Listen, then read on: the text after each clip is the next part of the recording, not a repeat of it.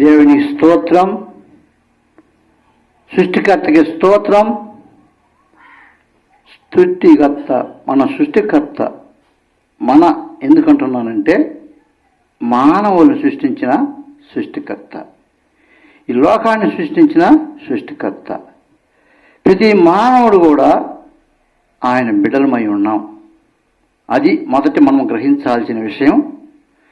ప్రతి మానవుడు కూడా దేవుళ్ళు మనల్ని ఆయన స్వరూపంలో సృష్టించాడు కనుక అందువల్ల మన సృష్టికర్త అంటే కొంతమంది చెప్పొచ్చేమో నా దేవుడు నా యేసయ్య అంటారేమో. కానీ నాకు దేవుడు ప్రేరేపించిన విధానం ఏంటంటే సృష్టికర్త మన దేవుడు. సాక్ష్యం చెప్పబోయే ముందు, నా జీవిత చరిత్ర చెప్పబోయే ముందు ఒక వాక్యం చదివి మీకు తెలియజేయాలని నాకు దేవుడు ప్రేరేపించాడు. ఎందుకంటే నేను గత ఒక సంవత్సరం కిందట నేను ఆసుపత్రిలో ఉన్నప్పుడు దేవుడు నన్ను దర్శించి నాతో మాట్లాడిన మాటలు.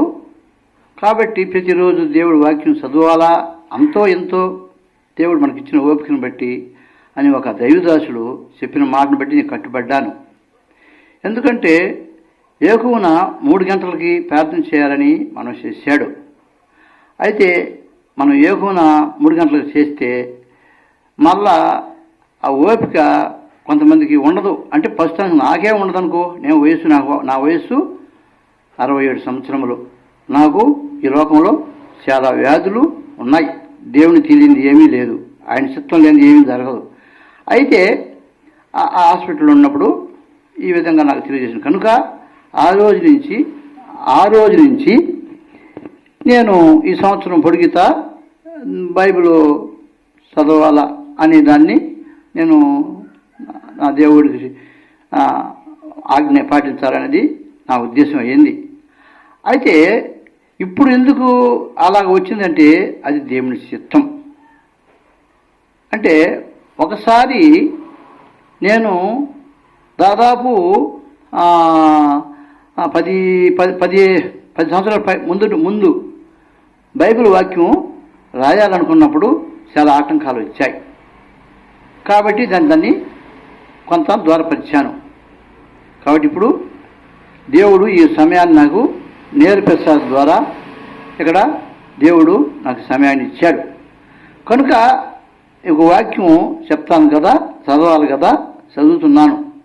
ఏనండి, యెహెజ్కేలు గ్రంథం 34వ అధ్యాయం 11వ వచనం. ప్రభువు అయిన యెహోవా సెలవిచ్చిన ఏమనగా, ఇదిగో నేనే నా గొర్రెల గూర్చి విచారించి వాటిని కనిపెట్టుదును. దేవుని స్తోత్రం, హల్లెలూయా. మీకు బాగా అర్థమైనట్టు స్తోత్రం. ప్రార్థన చేసుకొని నా జీవిత చరిత్రను, దేవుడు చేసిన మేలును మనం చెప్పుకుంటాం. మన దేవుడి గురించి మనము జ్ఞాపకం చేసుకుంటాం. పరిశుద్ధ దేవా, పరలోకమున్న తండ్రి, నిన్న నేడు ఏకరీతిగా ఉన్న యేసయ్య, ఓ తండ్రి, ఈ యొక్క భూమి ఆకాశాన్ని సృష్టించిన దేవుడు నీ స్తోత్రం. అలాగనే మానవుని నీ స్వరూపంలో చేసుకున్న దేవుడు నీకు స్తోత్రం. అయితే ప్రభువ, ఈ యొక్క భూమి, నీరు, ఆకాశం అన్నీ కలిసి ఉన్నప్పుడు తండ్రి నీ యొక్క ఆత్మ అల్లాడుతుంది అని నీ యొక్క పరిశుద్ధ గ్రంథంలో రాయబడి ఇచ్చిన మాటలు బట్టి మీకు స్తోత్రం. అవును ప్రభా, నీ యొక్క ఆత్మ అల్లాడుతుంది అన్నావయ్యా. అందుకని నీ ఆత్మ ఎందుకు అల్లాడుతుందని మేము గమనించినట్లయితే నిన్ను స్తుతించాలని, నీ చిత్తానుసారంగా మేము జీవించాలని, మేము ఈ లోకంలో జీవించినప్పుడు మేము అపవాదికి దగ్గర కాకుండా నీకు దగ్గరగా ఉండి చనిపోయేంత వరకు పరలోక రాజ్యానికి చేర్చాలని మీరు ఉద్దేశించి ఈ స్వరూపంలో నన్ను, ఈ లోకంలో ఉండే జనాంగాన్ని మీరు నీ రూపంలో చేసుకున్న దేవా, మీకు స్తోత్రం చెల్లిస్తున్నాం. చెప్పబడిన మాటల్లో జ్ఞాపకం చేసుకొని మీరు తండ్రి ఈ పరిశుద్ధాత్మ నడిపి దయచేయమని నాయన ఈ యొక్క వాక్యాన్ని దీవించి ఆస్వాదించమని ప్రార్థన చేస్తాను. ప్రభువైన యెహోవా అని నువ్వు సెలవిచ్చిన రీతిగా నేనే అని మీరు చెప్పించారు ప్రభు. కాబట్టి మీరే నేనే అని అన్నావు తండ్రి. అవును ప్రభు, నేను తప్ప ఈడొక దేవుడు లేడని నువ్వు తెలియజేసిన ఆ ఒక అమూల్యమైన మాటల్ని నీకు బట్టి స్తోత్రం తెలుస్తున్నాం. ఈ లోకంలో ఎవరు చెప్పలేని మాట నేనే అని చెప్పారు ప్రభు. కాబట్టి ఈ యొక్క మాటల్ని దీవించి ఆశీర్వదించమని ప్రార్థన చేస్తూ క్రీస్తు యేసు పరిశుద్ధ పుణ్యనామమున ప్రార్థన చేసి అడిగి వేడుకుంటున్నాను తండ్రి. ఆమేన్. ఇక్కడ చదవబడిన ఒక లేఖనం, ఒక వచనము యెహెజ్కేలు గ్రంథం 34వ అధ్యాయం 11వ వచనం దినసరిగా నేను చదువుకుంటున్నా. ఈ యొక్క పరిశుద్ధ గ్రంథంలో ఈరోజు వచ్చిన ఆయన ఆ ఒక వచనం ప్రభువైన యెహోవా సెలవిచ్చింది ఏమనగా, ఇదిగో నేనే నా గొర్రెలను గూర్చి విచారించి వాటిని కనిపెట్టుదును. ఇక్కడ మనకు 3 మాటలు అర్థం అవుతున్నాయి. ఏం చెప్పాడు? ఆయన సెలవిస్తున్నాడు. ఏం సెలవిస్తున్నాడు మనం గమనించాలి. దేవుడు ఎప్పుడైనా ఒక మాట సెలవిచ్చినప్పుడు మనం ఆలకించాలి. చెవు గలవాడు వినుగాక. హల్లెలూయా. ప్రభువైన యెహోవా సెలవిచ్చింది ఏమనగా, ఇదిగో అంటే ఇను, నేనే నా గొర్రెలను గూర్చి విచారించి వాటిని కనిపెట్టెదను. అంటే దేవుడు అనేక విషయాల్లో మనుషుల్ని గొర్రెలుగా మాట్లాడుతున్నాడు. కొన్ని విషయాల్లో చెట్లుగా మనకు బోధించాడు కొన్ని విషయాల్లో. కాబట్టి నా గొర్రెలు నా స్వరం వినును. ఏమంటున్నాడు? నా గొర్రెలు నా స్వరం వినును. మనం అందరం గొర్రెలమేనండి. నేను ఒక గొర్రెని, నువ్వు ఒక గొర్రెవి. ప్రతి ఒక్కరు మనం గొర్రెలుగా ఉన్నాం. ఎందుకంటే దేవుడు ముఖ్యంగా గొర్రెలు అని అన్నాడంటే మనం ఈ ఒక గొర్రెలు దారి తప్పిపోకూడదు అనే దాని గురించి ఆయన చెప్పిన మాట, నేనే నా గొర్రెలను గూర్చి కనిపెడుతున్నాడు. మనం ఏం కనిపెడుతున్నాం? ఆయన కనిపెడుతున్నాడు. ప్రతి ఒక్కరిని కనిపెడుతున్నాడు. నువ్వెక్కడుండావు? ఇంట్లో ఉన్నావా? పాతాళంలో ఉన్నానని కనిపెడతానన్నాడు. పరలోకంలో ఉన్నానని కనిపెడతానన్నాడు. ఎక్కడున్న సముద్రంలో ఉన్నానని కనిపెడతానన్నాడు ఆయన. బైబిల్ వాక్యం తెలియజేస్తుంది ఏంటంటే, నువ్వు సముద్రంలో అడుగులో ఉన్నా, పాతాళంలో ఉన్నా, ఆకాశంలో ఉన్నా, నువ్వు ఎక్కడున్నా నేను కనిపెడతానని ఈ ఒక ఉదయకాలంలో ఆయన తెలియజేస్తున్న మాట అండి. మనం దాన్ని ఆలోచించి దాన్ని పరిశీలించాలి. కాబట్టి అతి పరిశుద్ధ గ్రంథంలో మరొక మాట నీకు తెలియజేస్తున్నాను. తల్లి గర్భంలో పిండమగా మునిపే నేను నిన్ను ఎన్నుకున్నా అన్నాడు. హల్లెలూయా. ఎవరన్నా ఈ మాట చెప్పగలుగుతున్నారా? ఈ లోకంలో ఎన్ని గ్రంథాలు ఉన్నాయి? ఈ లోకంలో చాలా గ్రంథాలు ఉన్నాయి. ఈ గ్రంథం పేరేంది చూసారా? పరిశుద్ధ గ్రంథం. ఈ గ్రంథం పేరేంది? పరిశుద్ధ గ్రంథం. ఇప్పుడు పరిశుద్ధ గ్రంథం అంటే దాంట్లో ఏది తప్పు లేదు. ఆనాడు కూడా యేసు ప్రభు ఏం చెప్పాడంటే, నాలో తప్పు ఉండదని, నాలో పాపం ఉందని ఎవరైనా నిరూపించగలరా అని యేసు ప్రభు సవాలు విసిరాడు.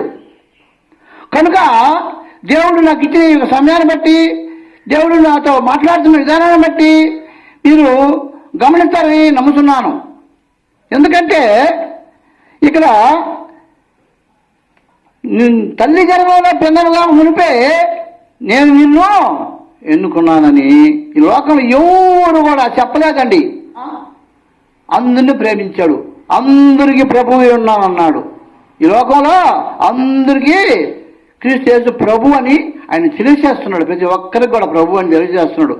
కాబట్టి మీరు గమనించండి. చెవి గలవాడు వినుగాక. ఈ మాట అయిన ప్రతి బిడ్డ కూడా తల్లి గర్భంలో పిండముగా మునిపే ఆయన అనుకున్నాడంట అని మీరు ఒక్కసారి గమనించినట్లయితే దేవుడు మిమ్మల్ని ఆహ్వానిస్తాడండి. కాబట్టి పరిశుద్ధ గ్రంథంలో మరొక మాట, తలుపు యొద్ద నేను ఉన్నాను, తట్టుతున్నాను, ఎవడైనా నా స్వరం విని తలుపు తీసిన వేళలా నేను అతని యొద్దకు వచ్చేదను, హల్లెలూయా, అతనితో భోజనం చేసేదను అని ఆయన ఎంతో ప్రేమతో చెప్తున్నాడు. ఎందుకంటే ఆ ప్రేమ అన్నానంటే, తండ్రి కుమార పరిశుద్ధాత్మ దేవుడు మన స్వరూపంలో మనం గమనించాలి. ప్రతి విషయంలో మనం గమనించాలండి. నా స్వరూపంలో చెప్పలా ఆయన. గమనించారా? మన స్వరూపంలో మన పోలిక చొప్పున మనం నిర్మిద్దామని దేవుడు ఆనాడు పరిశుద్ధ గ్రంథం రాయబడ్డాడు. కాబట్టి తండ్రి కుమార పరిశుద్ధాత్మ దేవుడు నన్ను తల్లి గర్భంలో పిల్లగా ఉంటే ఆయన అనుకున్నాడని మీకు తెలియజేస్తున్నాను. అయితే మా తల్లిగారు ఈ లోకంలో చాలా భక్తిపరురాలు. మా తల్లిగారు ఈ లోకంలో చాలా భక్తిపరురాలు. ఎందుకు చెప్తున్నానంటే, భక్తి మంచిది. ఏమన్నాడు దేవుడు కూడా చెప్తున్నాడు, భక్తి మంచిదే. ప్రతి ఒక్కరు భక్తి ఉన్నారు, కాదు నేను చెప్పలేరు, ఊరు చెప్పలేరు. ఈ భూమి మీద ఉన్న ప్రతి ఒక్కరు కూడా భక్తులే. పరిశుద్ధ గ్రంథం ఏం తెలియజేస్తున్నట్టే, భయము భక్తి గలవాడు అన్న రాయబడి ఉన్నది. భయము భక్తి గలవాడు. భయం ఉండాలా, భక్తి ఉండాలా. ఒట్టి భక్తి ఉన్నా చాలదు, ఒట్టి భయం ఉన్నా చాలదు. కాబట్టి భయం భక్తి, మనిషికి భయం ఉండాలా, భక్తి ఉండాలా. భక్తి ఎందుకు చేస్తుందంటే నిన్ను మంచి మార్గంలోకి నడిపిస్తుంది, మంచిదే. భయం అనేది ఏంటంటే, దేవుడు నన్ను చూస్తున్నాడు, దేవుడు కనిపెడుతున్నాడు. ఇప్పుడు మనం బైబిల్ బాగా చదివిన మాటల ప్రకారం మళ్ళీ జ్ఞాపకం చేస్తున్నాం. నేనే నా గొర్రెలను గూర్చి విచారించి, చూసారా, విచారించాలి. మనం ప్రతిదాన్ని విచారించాలి. ఒక వస్తువు కొంటాం, దాన్ని విచారించి వాటిని కనిపెట్టదును. చూసారా, కనిపెట్టాల. కాబట్టి దేవుడు మా తల్లిగారిని కనిపెట్టాడు. అలాగనే ఆ తల్లిగారు నాకు జన్మనిచ్చింది. ఎలాగిచ్చిందంటే, దేవుడు ఆ రోజు ఆయన పరిశుద్ధ గ్రంథం చెప్పిన ప్రకారం ఆమె గర్భంలో నేను పుట్టినప్పుడు ఆయన నాతో ఉన్నాడు. హల్లెలూయా. పరిశుద్ధ గ్రంథం రాయబడిన మాట చాలా ఉన్నాయి కనుక అవన్నీ చెప్పాలంటే కొంత టైం పడుతుంది కనుక నేను అన్నీ కూడా చెప్పదలుచుకోలేదు. కొద్దిగా సమయం తొందరగా ముగించమని నేర్పిస్తారు గారు చెప్పారు కనుక చెప్తున్నాను. కాబట్టి ఆయన నన్ను మా అమ్మకి తల్లి గర్భంలో నియమించాడు. అయితే అక్కడ చిన్న మాట చెప్తున్నాను, వినండి, గమనించండి, పరిశీలించండి, కనిపెట్టండి. ఇక్కడ నన్ను ఎన్నుకున్నాడు కదా ఆయన. ఎన్నుకున్నప్పుడు అప్పుడు ఏం చేస్తాడంటే, మనకు అపవాదైన శత్రువు ఉంటాడు. ప్రతి ఒక్కరు మంచి పని చేస్తుంటే ఇంకొకటి శత్రువు అని ఎదురు ఒకడు ఈయన్ని పాడు చేయాలా అని ఒకడు ఉంటాడనమాట. ఎందుకంటే అది సహజం. ఈ లోకంలో మనం చూస్తున్నాము, పోటీ లేకుండా ఏమీ లేదండి. పోటీ లేకుండా ఏమీ లేదు. అందుకనే యేసు ప్రభువు చెప్పాడు, దేవుడు ఒకడే, మానవుడు ఒకడే, దేవునికి మానవునికి మధ్యవర్తి ఒకడే అని దేవుడు ఆ రోజు చెప్పాడు. అంటే ఆ మధ్యవర్తి ఎవరంటే యేసు ప్రభువు గారు. కాబట్టి ఇక్కడ ఈ మాట ఎందుకు చెప్తున్నాడంటే, ఈ మానవుడికి ఒక పరుగు పందెం పెట్టాడు. ఏం పందెం అంటే ఈ లోక అపవాదితో నువ్వు గెలవాలా. హల్లెలూయా. ఏం చెప్పాడు? ప్రతి మనిషి ఎవరైనా కావచ్చండి. ఈ లోకంలో బూదిగంతముల వరకు ప్రతి మనిషి ఆయన చెప్పిన మాట ఆలకించి మనం ఎవరితో గెలవాలి, దేవుడి మాట మనం గెలవాలన్నాడు. ఎలా గెలవాలి? దేవుణ్ణి భక్తి ఉంటే మంచిది, గెలవగలం. అయితే భయం కూడా ఉండాలండి. భయభక్తులు గలవాడు యెహోవాకి ఇష్టడు. భయభక్తి గలవాడికి దేవుడు బహుధైర్యం పుట్టించును. భయభక్తి గలవాడికి దేవుడు బహుధైర్యం పుట్టించును. మన ధైర్యం ఎట్లా వస్తుందండి? ప్రతి ఒక్క ధైర్యం ఎట్లా వస్తుంది? ఈ లోక ధైర్యం కాదండి. దేవుడి మాటలు మనం ప్రకటించే విషయంలో ధైర్యం కలిగి ఉండాలి. జరయకుడి, భయపడకుడి, నేను నీకు తోడుగా ఉంటున్నాను అన్నాడు. భయపడకొని చెప్పే మాట సంవత్సరానికి అన్ని రైతులు ఈ పరిశుద్ధ గ్రంథంలో రాయబడి ఉన్నాయండి. కాబట్టి మనం ఎప్పుడు కూడా భయపడకుండా భయభక్తి కలిగి దేవుణ్ణి మనం ఆరాధించాలని ప్రభువు తెలియజేస్తున్నాడు, సృష్టికర్త తెలియజేస్తున్నాడు. అయితే ఈ సాక్షిలో కొన్ని మాటలు నీకు చెప్పదలుచుకుంది ఏంటంటే, పోటీ అన్నాను కదా. ఈ పోటీలో మా తల్లిగారు నన్ను గర్భం ధరించి బిడ్డను కనింది. అయితే మా తండ్రి ఆయన ఈ లోకంలో తాగుబోతు అంటే అలాంటి తాగుబోతు కాదండి. ఈ లోకంలో మనం చూస్తున్నాం, చాలామందిని బిడ్డల్ని అమ్మేస్తున్నారు, పురిటులను చంపేస్తున్నారు, రకరకాలు చేస్తున్నారు. కాబట్టి మా నాయన నేను చిన్నపిల్లడు ఉన్నప్పుడు అయితే నా ఒక విషయం తర్వాత పేరు చెప్తాం అనుకున్నాను. కానీ ఆయన నన్ను నియమించిన విధానాన్ని బట్టి మా నాయన మా అమ్మ మీద కోప్పడి నెల్లూరు పప్పుల వీధిలో మా అమ్మ నన్ను జన్మించింది. ఏపీలో ఆంధ్రప్రదేశ్ ఇది. దీంట్లో నెల్లూరు జిల్లాలో నెల్లూరులోని పప్పుల వీధి ఒక ఉంది.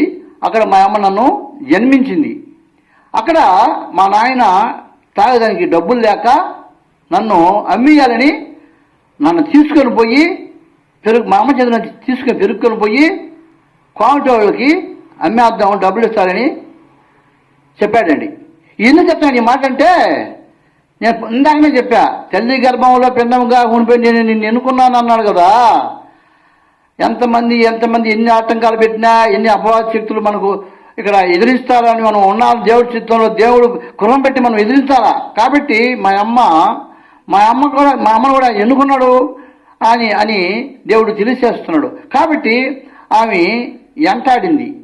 ఎవరిని?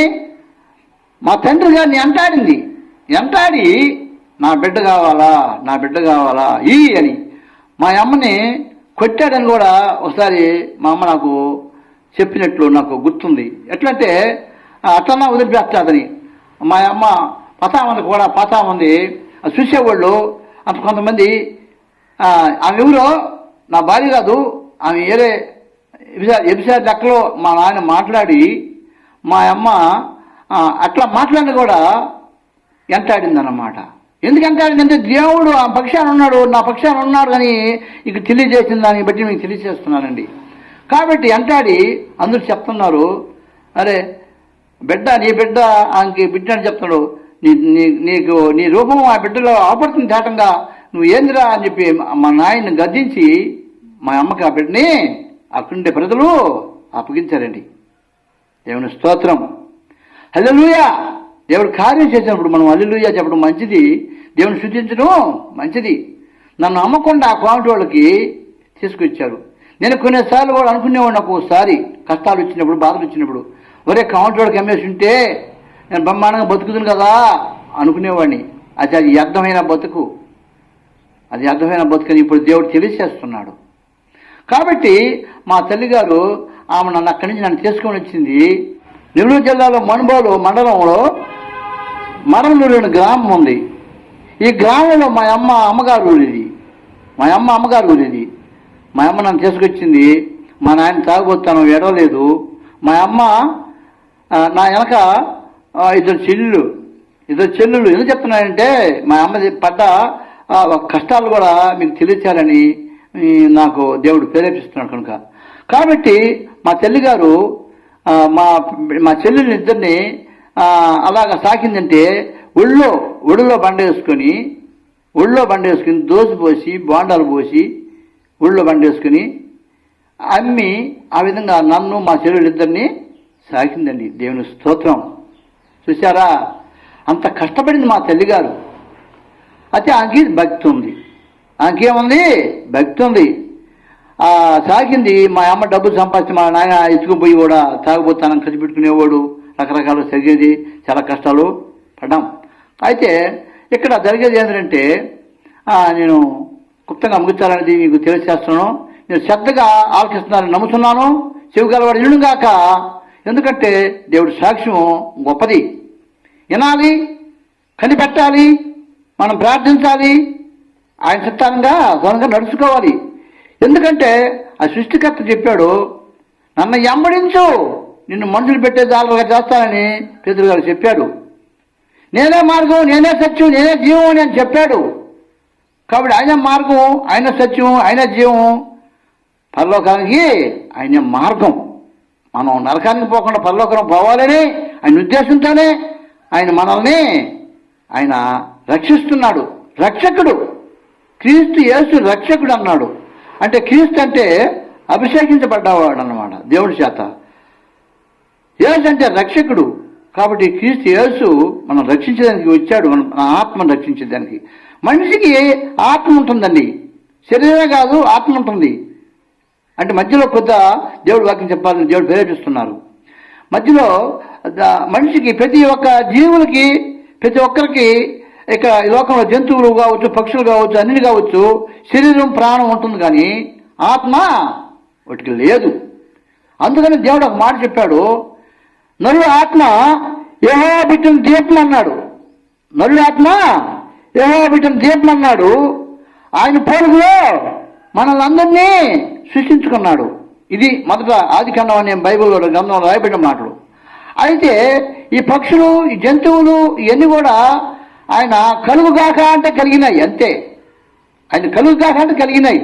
అది మనల్ని మాత్రం ప్రత్యేకంగా నేల మట్టి తీసుకొని నరుని చేసి నాసికారంలో జీవవాయువు కాదు, నరుడు జీవాత్మాయను, జీవము ప్లస్ ఆత్మ. అందుకని చెప్పాలని ఈ మాటలు చెప్తున్నాను. కాబట్టి మనకు జీవం ఉంది ప్లస్ ఆత్మ ఉంది. ఈ ఆత్మ దేవుడు ఇచ్చాడు కనుక ఈ ఆత్మ మళ్ళా దేవుని దగ్గరికి పోవాలనేది దేవుడి ఉద్దేశం అయి ఉంది. ఎందుకంటే నరకం ఉంది, పరలోకం ఉందని అందరికీ తెలుసు. కొంతమంది చెప్తారు తగ్గిడే బిక్కుడని. తగ్గిడే బిక్కుడు కాదు, ఇది నిజం. ఇది నిజం. నరకం ఊరికంటే ఆయనకి వ్యతిరేకంగా జీవించే దురాత్మ శక్తులు ఉన్నాయి కొన్ని. మనకు అందరికీ తెలుసు దురాత్మ శక్తులు. వాటికి నరకం. మానవులకు కాదండి నరకం. ఆయన స్వరూపంలో సృష్టించిన వారికి కాదు నరకం. ఆయన వ్యతిరేకించి దురాత్మ శక్తులు ఉన్నాయే వాటికి నరకం. మానవులకు అందరికీ పరలోక రాజ్యం ఆయన చెప్పింది మాట.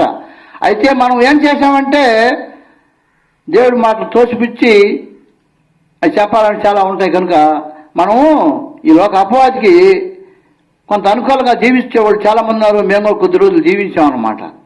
అయితే మా తల్లిగారు అలా కష్టపడి నన్ను పోషించి, మా చెల్లెలిద్దరిని పోషించి సాకి పెళ్ళిళ్ళు చేసిందండి. పెళ్ళిళ్ళు చేసింది. అయితే మా తల్లిగారు ఒక మాట నన్ను అడిగింది. ప్రతి ఒక్కరు కూడా మనం ఎలా ఉండాలంటే, తల్లి కావచ్చు, బిడ్డ కావచ్చు, మన స్నేహితుల రూపంలో మాట్లాడుకోవాలి. తల్లి అయినా బిడ్డ అయినా స్నేహితుల రూపంలో మాట్లాడుకోవాలి. అంటే మా తల్లిగారు నన్ను అడిగింది ఒక మాట. నన్ను చాలా ప్రేమించి నన్ను చాలా చేసింది. కానీ ఏం చెప్పాలంటే చాలా టైం ఉంటుంది కనుక నేను షార్ట్ కట్గా ముగిస్తున్నాను. ఆయన చేసిన. అయితే ఆమె నా మీద చాలా ప్రేమ ఆమెకి.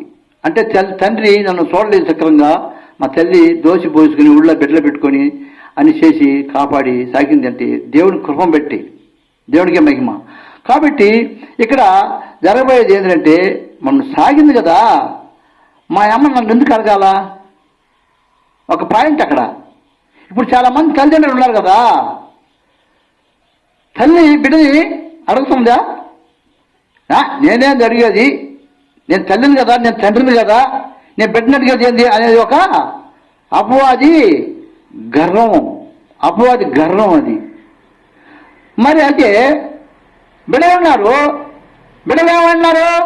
పెద్దోళ్ళు అయిపోయినారు, రెక్కలు వచ్చేసాయి అంటారు పెద్దోళ్ళు. రెక్కలు వచ్చేసినాయి, నేనేది మా తండ్రి మాట వినేది, నేనేది మా తల్లి మాట వినేది అనేది కూడా ఈ లోకంలో జరుగుతూ ఉన్నాయి. అయితే ప్రభు అయిన దేవుని బిడ్డలారా గమనించండి, తల్లి తండ్రి అన్న తమ్ముళ్ళు అక్క చెల్లెలు కూడా ఎలా ఉండాలంటే ఒక ఫ్రెండ్స్ లాగా. ఎందుకు చెప్తున్నానంటే ఈ మాట, నన్ను మా పెద్ద కుమారుని చూసిన వాళ్ళు మీ ఇద్దరు అన్నదమ్ముళ్ళా, మీరు ఫ్రెండ్స్లా అనే విధంగా దేవుడు వాళ్ళ మాట చెప్పించాడండి. కాబట్టి ఇక్కడ మా అమ్మ నన్ను అడిగింది, ఏమడిగింది చెప్పానా? చెప్పలా. అయితే మా ఊర్లో యేసు ప్రభు చర్చి, ఒక చర్చి ఫస్ట్ స్థాపించున్నారు. నాయన నేను చర్చికి పోతాను అనింది. ఇప్పుడు చర్చికి పోతానంటే మనం ఈ లోకంలో ఉన్నాం కదా, ఈ లోకంలో ఉన్నప్పుడు మనం ఈ లోకం అపవాదికి మనం సంబంధంగా ఉన్నాం. అనేక దేవతలు ఉన్నారని చెప్తుంటారు కొంతమంది, ఏదో ముక్కోటి ఉంటారని ఏదో రకరకాలు చెప్తుంటారు. అది మనం దాన్ని పక్కన పెడతాం. దేవతలు ఉన్నారు, అది వాస్తవం. పరిశుద్ధ గ్రంథం తెలియజేస్తుంది దేవతలు ఉన్నారు, దెయ్యం ఉంది, దేవుడు ఉన్నాడు, ఇది వాస్తవం. దేవుడు ఉన్నాడు, దెయ్యం ఉంది, శక్తులు ఉన్నాయి, మంత్రశక్తులు ఉన్నారు, అది వాస్తవం. మాంత్రికులు ఉన్నారు, శాతపడులు ఉన్నారు, అన్ని పరిశుద్ధ గ్రంథంలో రాయబడిన మాటలు ఉన్నాయి, ఇది మాత్రం వాస్తవం. అయితే ఇక్కడ మా తల్లిగారు నన్ను అడిగినప్పుడు దేవుడు నన్ను ఎన్నుకున్నాడు కనుక తల్లి గర్భాల పిన్నగా ఉనిపే. అయితే నన్ను అడిగినప్పుడు నేను ఏం చెప్పిన సమాధానం అంటే, సరే పోయిరమ్మా అన్న. నేను ఎందుకన్నాను అంటే, పోయిరమ్మని దేవుడు నాలో ఉన్నాడు, ఆయన ప్రేరేపిస్తున్నాడు. ఎందుకంటే మనం మంచి ఆలోచిస్తే మంచే జరుగుతుంది, చెడ్డ ఆలోచిస్తే చెడ్డే జరుగుతుంది. అందుకని బైబిల్ మాటలో ఒక మాట తెలియజేస్తున్నాడు, నీ విశ్వాసమే నిన్ను స్వస్థపరచును. హల్లెలూయా. ఏం చెప్పాడు? నీ విశ్వాసం నిన్ను స్వస్థపరచును. ఎవరి విశ్వాసం? ఒక మనిషి ఆపదలో ఉన్నాడు, అనారోగ్యంలో ఉన్నాడు, కష్టాల్లో ఉన్నాడు, వాడు బాగుపడాలా, స్వస్థపడాలంటే ఆయన అన్న మాట, నీ విశ్వాసం నిన్ను స్వస్థపరచును అన్నాడు. కాబట్టి మనకు విశ్వాసం ఉండాలా. ఆ మాట నేను ఎందుకు మా అమ్మకు చెప్పానంటే, ఆ విశ్వాసం ఎట్లా వచ్చిందంటే పరిశుద్ధ గ్రంథం తెలియజేస్తున్నాను. కానీ ఇంకో మాట, ఇనుట వలన విశ్వాసం వచ్చును. ఇనుట వలన విశ్వాసం వచ్చును. ఏ వినాలయ్యా అంటే, ఏదో దారిని పోయేది, ఇదిగో ఒకటి కొంటే ఒకటి ఫ్రీ అన్నాం, మంచిదే తీసుకోవచ్చు, మనం కాదల్లా. ఇదిగో బ్యాగ్ కొంటే గొడ్ల ఫ్రీ అన్నారు, గొడ్లు కొంటే బ్యాగ్ ఫ్రీ అన్నారు, తీసుకోవచ్చు, మంచిదే కాదల్లా. అయితే ఇక్కడ చెప్పబడిన మాటల ఏం చెప్తున్నాను ఇప్పుడు, మనము విశ్వాసం ఉంచాలి. విశ్వాసం ఎట్లా వస్తుందంటే ఇనుట వలన విశ్వాసం వస్తుందండి. ఏం వినాలా? దేవుడు చెప్పిన మాటలు వినాలా. దేవుడు అంటే ఎవరు? తండ్రి. తండ్రి అంటే ఎవరు? సృష్టికర్త.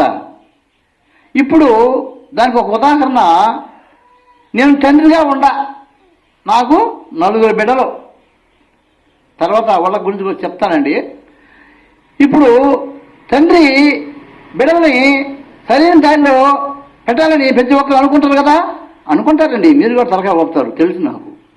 అయితే ఇప్పుడు తల్లి ఒక మాట అడిగినప్పుడు బిడ్డలు కూడా సరే అనాలా కాదా అనరు కొంతమంది. ఎందుకంటే నీకెందుకమ్మా మూలబడినకుండా అనేవాడు కొంతమంది ఉన్నారు. మనకెందుకు అది, ఏదో అమెరికా దేవుడు అనేవాడు కొంతమంది కూడా ఉన్నారు. అంటే ఇక్కడ అమెరికా దేవుడు అనేదానికి ఒక మాట చెప్తున్నా, ఈ అమెరికా దేవుడు అనేది కాదండి, ప్రపంచానికి దేవుడు అన్నమాట. ప్రపంచానికే దేవుడు, సృష్టికర్త. ఎందుకన్నానంటే ప్రపంచానికే దేవుడు. ఒక ఉదాహరణకు ఒక మాట చెప్పి దాని తర్వాత ముగిస్తాను. సూర్యుడు ఉన్నాడు, అన్ని దగ్గర ఎరిగినిస్తున్నాడండి, ప్రతి దగ్గర ఎరిగినిస్తున్నాడు. నువ్వు మంచివాడే కావచ్చు, నువ్వు చెడ్డవాడే కావచ్చు, నువ్వు ధర్మం చేయొచ్చు, నువ్వు భక్తిపరుడు కావచ్చు, నీకు భయం భక్తి కూడా ఉండొచ్చు, అన్నీ ఇస్తాడు. సూర్యుడు అందరికీ వెలుగునిస్తున్నాడు, వర్షం కూడా అందరికీ కురిపిస్తున్నాడు. ఇది తండ్రి ప్రేమ. తండ్రి ప్రేమ అని గురించి తండ్రి గురించి చెప్తున్నా. నాకు 4 బిడ్డలు కాబట్టి నా ప్రేమ తండ్రి అందరి మీద ప్రేమ చూపిస్తాడండి. ఈ బిడ్డ బాగుండాలా, ఆ బిడ్డ బాగుండాలా, ఈ బిడ్డ బాగుండాలా, ఈ బిడ్డ చదువుకోవాలా, ఆ బిడ్డ కూడా ప్రయోజకుడు కావాలా అని మనం ఆలోచిస్తాం. అది మనం ఇక్కడ ఈ లోకంలో 4 బిడ్డలు 10 మంది బిడ్డల కంటే మనం ఇంత ఆలోచన చేస్తామే. ఈ సృష్టికర్త, ఈ పరిశుద్ధుడు, ఈ సృష్టికర్త పరిశుద్ధుడు ఆయన భూమి ఆకాశాన్ని ఏరు చేశాడు, సముద్రం కిందకి పంపించాడు, సముద్రాన్ని పక్కకు పంపించాడు. అంటే సముద్రం అంటే సముద్రం కింద కాదండి, నీళ్లు కిందకి పంపించాడు, సముద్రాన్ని ఆనకట్టుగా కట్టాడు, ఆకాశాన్ని పైకి పంపించాడు, నేల మట్టి తీశాడు, నిన్ను నన్ను చేశాడు. అయితే ఇక్కడ అంతా చేసిన సృష్టికర్త తండ్రికి మనం లోబడాలా పడలేదా?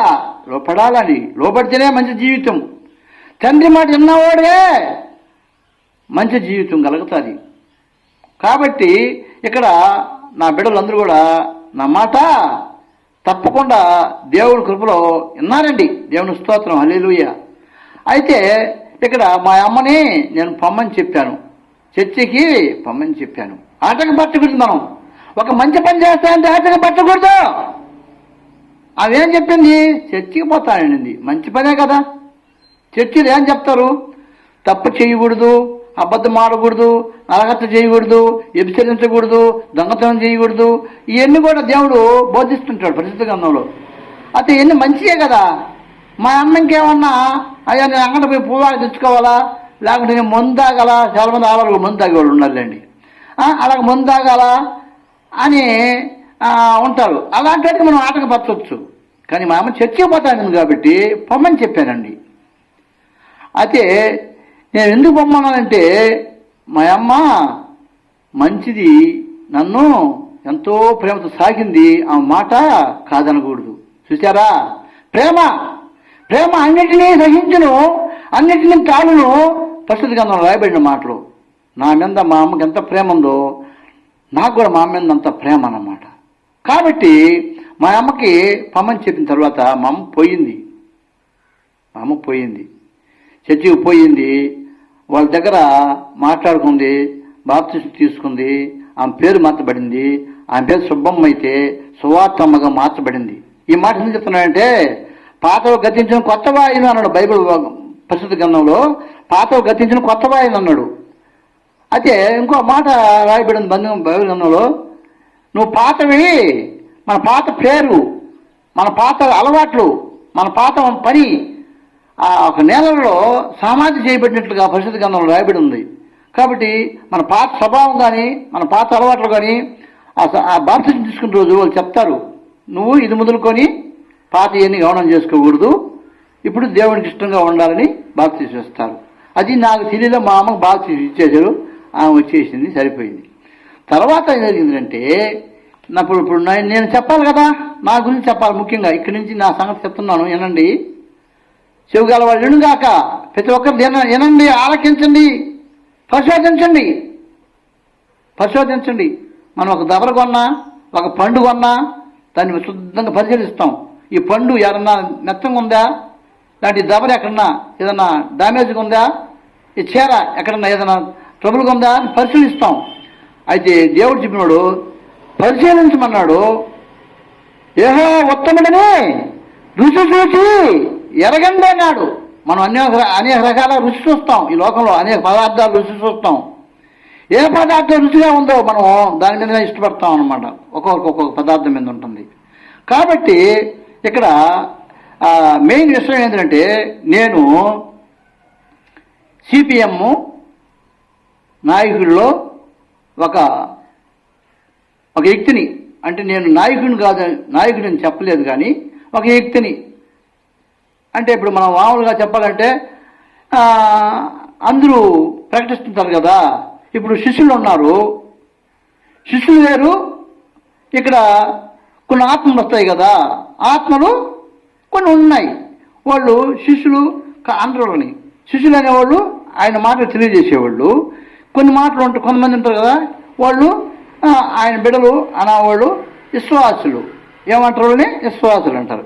అలాగే విశ్వాసంగా కమ్యూనిస్ట్ పార్టీలో నేను ఉన్నానండి. నా వయసు ఇప్పుడు 67. నేను కమ్యూనిస్ట్ పార్టీలో ఎప్పుడు చేరానంటే దాదాపు 25 సంవత్సరాల నాడు, 25, 27 అనుకో. ఇప్పుడు 27 తీసేస్తే అప్పుడు ఎంత ఉంటుంది? 67, 27, 25 అంటే అప్పుడు దాదాపు 60, 20, 40 సంవత్సరాల నాడు. 40 సంవత్సరాల నాడు నేను అంటే 35 సంవత్సరాలే అనుకో. ఉదాహరణకి నాకు గుర్తుకు పెద్దగా ఉంది కాబట్టి నేను చదివిన 4వ తరగతి దేవుడి జ్ఞానంతో నేను పరిశుద్ధ గ్రంథం చదువుతూ దేవుడి మాటలు తెలియజేయాలనుకుంటున్నాను. అయితే ఆ 35-40 సంవత్సరాల నాడు ఈ ఊరిలో కమ్యూనిస్ట్ పార్టీ బాగా ఉండాలి. ఈ ఊరి పేరు చెప్పాం కదా, మడమనూరు. నెల్లూరు జిల్లా మనుగోలు మండలం మడమనూరు. అయితే నేను ఎదిగింది వాళ్ళతో కూడా. పెద్దోళ్ళు ఒక మాట చెప్తారు, ఏ సాహసం చేస్తే ఆ అలవాట్లే వస్తాయని. అది నిజమంటే కొంతవరకు నిజమే, కానీ అది మంచిదా చెడ్డదా అని మనం పరిశీలించుకొని మనం దాని ప్రకారం నడుచుకోవడం దేవుడి ఉద్దేశం. అయితే నేను కొద్ది రోజులు వాళ్ళతో కూడా తిరిగి, కొద్ది రోజులు అంటే కొన్ని సంవత్సరాలు, 20 సంవత్సరాలు దాదాపు, దేవుడు లేడు సైన్స్ చెప్తుంది అంటే సైన్స్ని ఎక్కువ పాటిస్తారు కమ్యూనిస్ట్ వాళ్ళు, సిపిఎం వాళ్ళు. మా ఊళ్ళో ఉన్నాడు కటికాల వెంకటేశ్వరుని.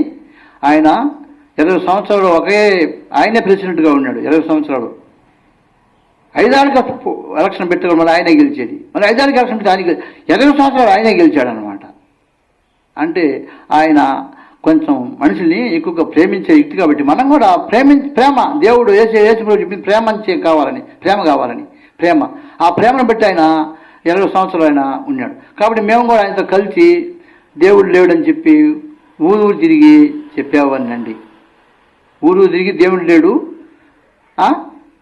మీరు తెలుసుకుంటుందా, మా ఊర్లో కూడా ఒక పెట్టారు, కోతిలో నుంచి వచ్చింది మనిషి, కోతి బుద్ధులు బావని ఒక మాట చెప్తుంటారు. అయితే ఈ భూమిలో నుంచి ఒక పురుగు వచ్చింది, ఆ పురుగులో నుంచి ఇంకో పురుగు వచ్చింది, అక్కడి నుంచి కోతి వచ్చింది, కోతి నుంచి మనిషి వచ్చాడని చెప్తుంటారు. ఇవన్నీ కూడా తప్పు అని పరిశుద్ధ గ్రంథం తెలియజేస్తుంది. ఎందుకంటే కోతి వచ్చింది కదా, పురుగు వచ్చింది కదా, పురుగు పురుగుగానే ఉంది, కోతిగానే ఉంది, మానవుడుగానే ఉన్నాడు. మానవుడే మారలే. మళ్ళీ ఇప్పుడు పురుగు కోతి మారింది, మనిషి మారినాడు, మనిషి ఇంకొక కిందగా మారాలి కదా. ఇది నాకు తప్పని నాకు అర్థమయ్యింది. కాబట్టి ఇరుటి వల్ల విశ్వాసం అని చెప్పాను కదా ఇందాక, అది ఇప్పుడు చెప్తున్నానండి.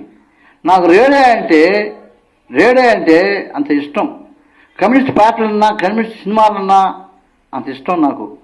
అయితే ఆ రేడియోలు అప్పుడు ఎప్పుడు పెట్టినా నా రేడియో పక్కన పెట్టుకొని పడుకొని వింటా ఉంటే మా అమ్మ వచ్చి ఆపేసేది దీన్ని. నేను ఆ నిద్రపోయేవాడిని, ఆపేసింది మా అమ్మ. ఆ సమయంలో తల్లి గర్భంలో భిన్నంగా ఉంటుంది నన్ను ఎన్నుకున్నారు కనుక యేసు ప్రభు వారు సృష్టికర్త.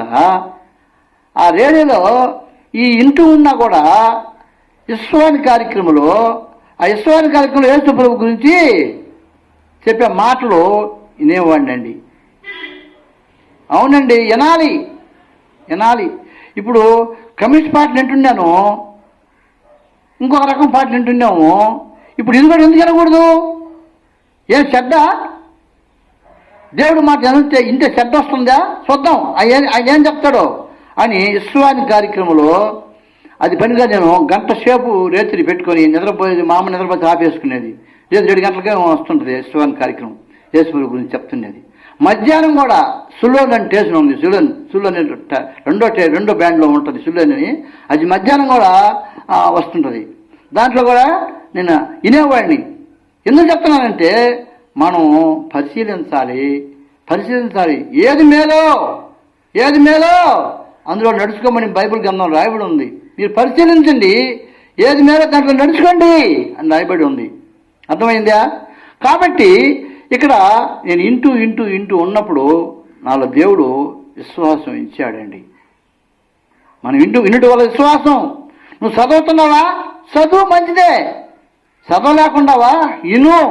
ఇను దేవుడు నీలో కార్యం చేస్తాడు. మనం పుట్టిన ప్రతి మనిషి కూడా మంచిగా ఉండాలని మన తల్లిదండ్రులు అనుకుంటాం, మనం అనుకుంటాం, చాలామంది అనుకుంటామండి. కాబట్టి దేవుడు అనుకోడా? ఖచ్చితంగా అనుకుంటాడు.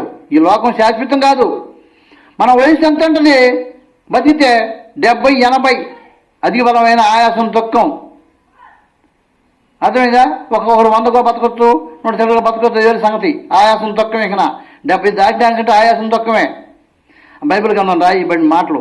కాబట్టి నేను అలాగా కొన్ని సంవత్సరాలు జీవించానండి.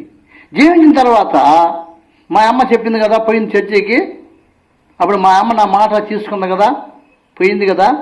ఇప్పుడు చెప్తున్నానండి, మా అమ్మ చర్చి కడుతున్నారు. చర్చి కడుతున్నప్పుడు, నాయన ఒక్కరవ నువ్వు కూడా వచ్చి పనికి సహాయంగా ఉండు నాయన అనింది. ఇప్పుడు మనం మా అమ్మ మాట వినాలా పడలేదా? కాబట్టి మా అమ్మ ఆ మాటకి నేను లోబడ్డాను.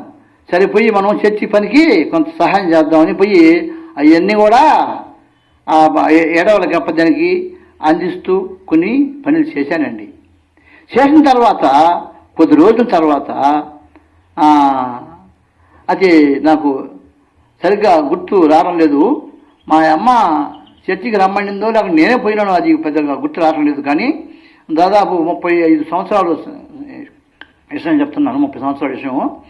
అయితే మన చర్చికి పోయినానండి. చర్చికి పోయిన తర్వాత వాక్యం చెప్తా ఉన్నాడు దైవదాసులు. వాక్యం వింటా ఉన్నాము. విన్నప్పుడు మనం ఏం చేయాలంటే ప్రశ్న గ్రంథంలో రాయబడిన మాట తెలియజేస్తున్నానండి. కొంతమంది ఒక మాట అంటే విన్నాను, అది నిజం అబద్ధం. ఈ చెవితో అయినాసంట, ఈ చెవితో వదిలేస్తారంట. అది నిజం అబద్ధం నాకు తెలియదండి. 2 చెవులు ఉన్నాయి దేవుడు పెట్టాడు. ఒక చెవితో అయినేసి ఒక చెవితో వదిలేస్తారని చెప్తుంటారు. అయితే దేవుడు నా తల్లి గర్భంలో పిన్నగా ఎన్నుకున్నా కనుక ఆయన ఉద్దేశం నా మీద ఉంది. నన్ను ఆయన స్థిరపరిచి ఈ విధంగా వాడుకోవాలని ఉంది. అది మనం కూడా ఆయనకు లోబడాలండి. ఆయనకు లోబడాలి.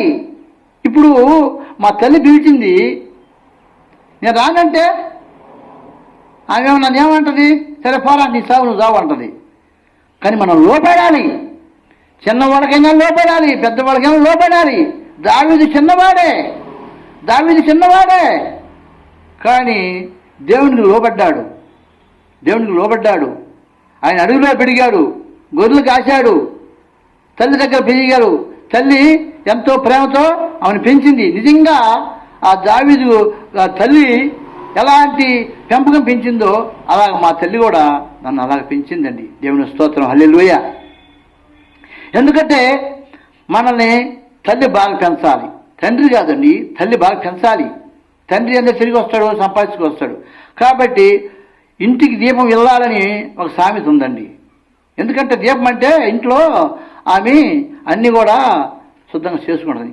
దానికని బైబిల్ గ్రంథంలో మూర్ఖురాలు ఇల్లు చెరిగేస్తుందంట, బుద్ధిమంతురాలు ఇల్లు కట్టుకుంటుందంట. బైబిల్ గ్రంథం రాయబడిన మాటలు. కాబట్టి మా తల్లిగారు ఆమె నోటుకుండా ఒక చెడ్డ మాట రాదు, కోపం లేదు, తిట్టేది కాదు, కొట్టేది కాదు, మాట అనేది కాదండి. అలాంటి మా దేవత మా తల్లిగారు. అయితే ఆమె రా నాయన అన్నప్పుడు పోయినాను, చేశాను, పని చేశాను, చర్చిలోకి పోయాను, మాటలు వింటా ఉన్నాను. వింటా కొద్ది రోజులకి, అయ్యా బాప్తిసం తీసుకోవాలా నువ్వు, మీరు తీసుకుంటే పరలోక రాజ్యం అన్నారు. ఏంది బాప్తిసం తీసుకుంటే పరలోక రాజ్యమా అంటే ఏంది అది అని తెలియదు కదా మనకు. బాప్తిసం అంటే నాకు తెలియలా. అది జక్కయ్య అనే వాక్యం ఒకసారి చెప్పుకొచ్చారు. ఆ జక్కయ్య మాట నాకు మనసులో పడిందంటే నేను జక్కయ్యలాగా కొద్ది రోజులు అన్యాయంగా బతికా. యేసు ఎవరో చూడాలని ఆయన ఆశ కలిగి ఉన్నాడు. ఏమన్నాడు? మనిషికి ఆశ ఉండాలా, ప్రతి మనిషికి ఆశ ఉండాలా. ఏం ఆశ ఉండాలా? డబ్బు ఆశ ఉండాలా, గుడ్డల ఆశ ఉండాలా, భూమి ఆశ ఉండాలా, ఇంకా రకరకాల లోకం చెడ్డ ఆశలు ఉండాలా అనేది పక్కన పెట్టేస్తాం మనం. ఎందుకంటే తెలుసుకోవాలి మనం. పరిశీలించమన్నాడు కదా ఇందాక. ఏ పండు తిన్నాము, ఆ పండు తిన్నాము. 4 రకాల పండ్లు ఇచ్చారు. ఏ పండు రుచిగా ఉందో మనం చూసాం కదా. కాబట్టి యేసు ప్రభు అయిన పండు రుచిగా ఉంది. ఈ లోకంలో తినే అనేక రకం పండ్లు. ఆ మాట గురించి చెప్తున్నానండి. నేను తిరుపతికి పోయాను. కోటప్ప కొండకి నా కొడుకుని భుజానికి ఇచ్చుకుపోయినా. నా కొడుకు 10 సంవత్సరాల బిడ్డ ఎంత ఉంటాడో. కోటప్ప కొండకు పోయాను, పెంచుల కొండకు పోయాను. అంటే కొన్ని మీకు విషయాలు తెలియజేస్తున్నానండి. కొన్ని పండ్లు తిన్నామా అని దానికి చెప్తున్నా. కాబట్టి రకరకాల ఇక్కడ నెల్లూరు పక్కన గొల్లమూడు ఉంది, అక్కడ కూడా పోయాను. గుండు గుడుచుకొని వచ్చిన. అంటే తిరుపతి బావాలంటే డబ్బులు ఖర్చు ఎక్కువ అవుతాయని గుండు గుడుచుకునేది. గుండు ఎందుకు గుడుచుకున్నానంటే అది కూడా ఒక విషయం చెప్తున్నానండి. గుండు గుడుచుకుంటే తలకాయ బలస్తుంది, తలకు సులభంగా పోసుకోవచ్చు, సోములు కూడా తగ్గుతుంది. ఇవన్నీ నాకు ఎందుకు ఇస్తుంది ఆలోచన అంటే, నేను కమ్యూనిస్ట్ పార్టీలో పెరిగాను కనుక నాకు దేవుడు అంటే ఆ రోజు కూడా ఇష్టం లేదు. కాకుంటే పోయేవాడిని, అందరూ పోతున్నారు కదా ఏదో పోయేవాడిని, అంతవరకే. ఈ లోక దేవతల మీద నాకు పూర్తయిన ఇష్టము లేదు. ఖచ్చితంగా నేను లేకున్నప్పుడు ఎందుకు నేను ఇట్లా తలకి నాకు బాగుంటుంది అని గుండు గుడుచుకుంటాను. భక్తితో గుండు గుడుచుకునేవాళ్ళు చాలామంది ఉన్నారు. నేను భక్తితో గుండు గుడుచుకోవాలా. తలకాయ బలస్తుంది, తలకు సౌరు తగ్గుతుంది, తలకాయ ఊరి సులభంగా పోసుకోవచ్చని నేను గుండు గుడుచుకునేవాడిని. కాబట్టి ఇక్కడ మనకు చెప్పబోయే మాటలు ఏంటంటే, నేను చర్చికి పోయినప్పుడు ఆ జక్కయ్య మాటలు విన్నప్పుడు, జక్కయ్య త్వరగా దిగు అన్నాడు యేసు ప్రభు గారు. ఆడికి వచ్చి ఆయన చెట్టు ఎక్కాడు చూడాలని. ఎందుకు ఎక్కాడు చెట్టు అంటే, ఆయన కొంచెం పొట్టివాడు. జనం గుంపులుగా ఆయనతో కూడా వస్తున్నారు. యేసు ప్రభు కూడా గుంపులుగా వస్తున్నారు. ఈయన పొట్టివాడు చెట్టు ఎక్కాడు. ఎప్పుడు ఎక్కాడు చెట్టు? ముందుగా పోయి ఎక్కాడు. ఇది అక్కడ మనం నేర్చుకోవాల్సిన విషయం ఏంటంటే, ముందుగా పోయి చెట్టు ఎక్కేశాడు. యేసు ప్రభు ఎక్కడున్నాడు? 1 కిలోమీటర్ దూరంలో ఉన్నాడు. ఈయన పోయి ముందుగా పోయి చెట్టు ఎక్కాడు. అంత అవసరం లేదు జక్కయ్యకి అంత అవసరం లేదు. ఎందుకంటే ఆయన డబ్బు గల్లవాడు. ఆయన మోసం చేసి సంపాదించాడు చాలా సొమ్ము. ఆయన డబ్బు ఉంది. ఆయన మాట, ఆయనలోకి అధికారి, ఆయన పన్నులు వసూలు చేసే అధికారి. ఈ గ్రామంలో పనులు చేసే ఒక సెక్రటరీ అనుకో, అలాంటి అధికారి ఆయన పోయి చెట్టు ఎక్కాలని అంత అవసరం వేసి చూడాల్సిన అవసరం లేదు.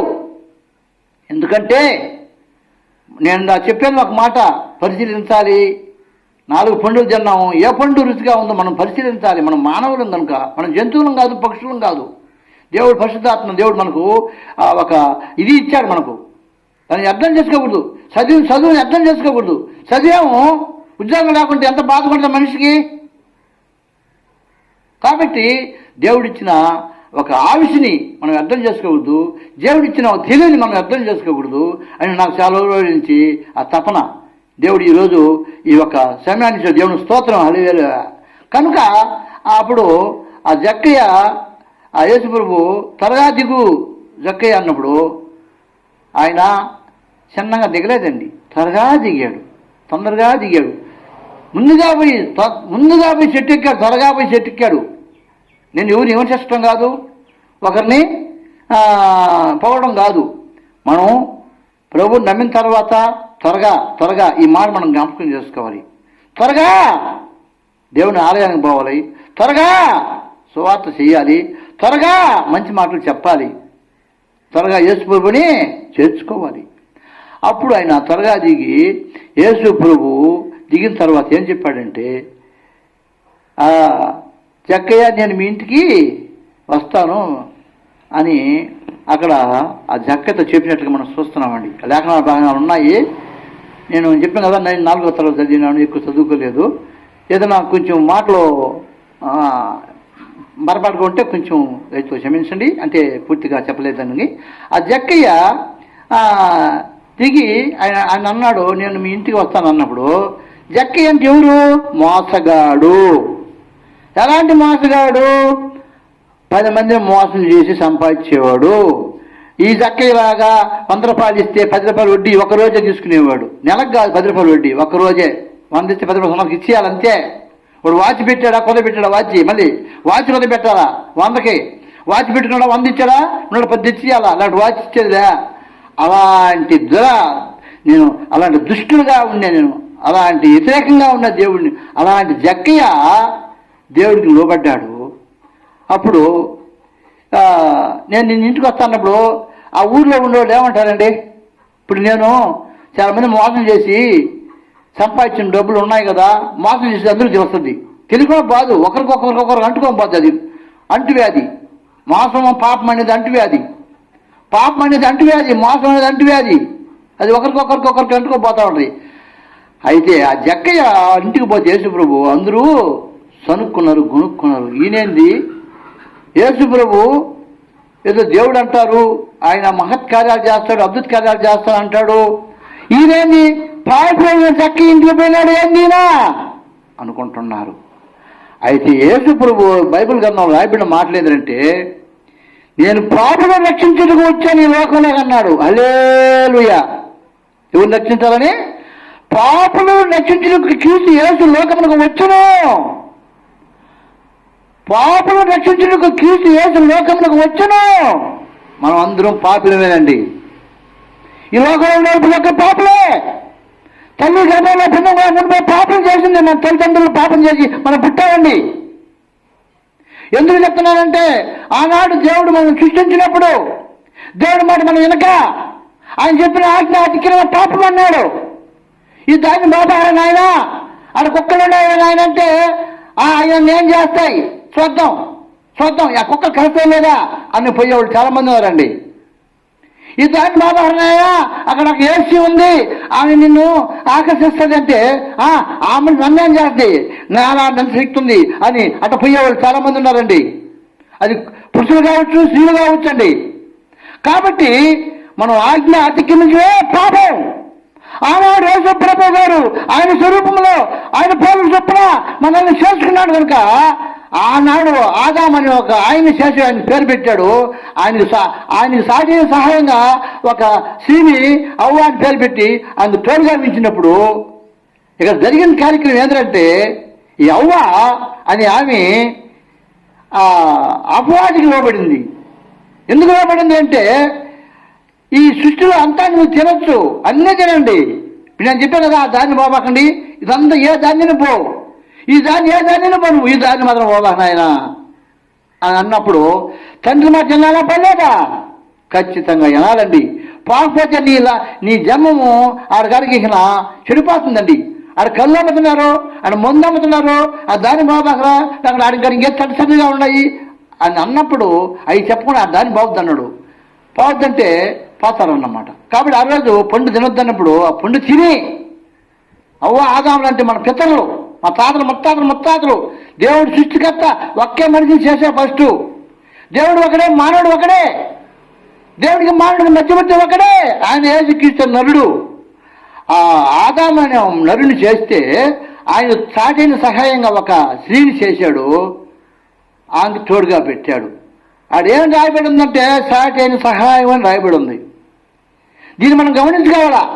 చాలామంది రకరకాలుగా ఆలోచించుకోవచ్చు. నువ్వేది ఆలోచిస్తావో అదే నీకు పాపం. మంచిగా ఆలోచిస్తే మంచిగా ఉంటుంది, చెడ్డగా ఆలోచిస్తే చెడ్డగా ఉంటుంది. సాటైన సహాయం అంటే ఆయనకి తోడు ఉండాలా. అంటే నరుడుగా ఒంటరిగా ఉంటా ఇష్టం లేదు. నరుడు ఒంటరిగా ఉంటా ఇష్టం లేదు దేవుడికి. ఈ రోజుల్లో కూడా మనం ఒక్క మనిషే ఉన్నారనుకో, ఆమె స్త్రీ కావచ్చు, పురుషుడు కావచ్చు, ఒక్క మనిషే ఉంటే రకరకాల ఆలోచనలు వస్తుంటాయండి. అది నిజమా బట్టి మీకే తెలుసు, నాకు తెలుసు. అనేక రకాల ఆలోచనలు వస్తుంటాయి. చెడ్డ ఆలోచనలు రావచ్చు, కొన్ని మంచి ఆలోచనలు రావచ్చు, అయ్యే సంగతి. అయితే ఈ యొక్క మగ మనిషికి ధైర్యం ఎక్కువ.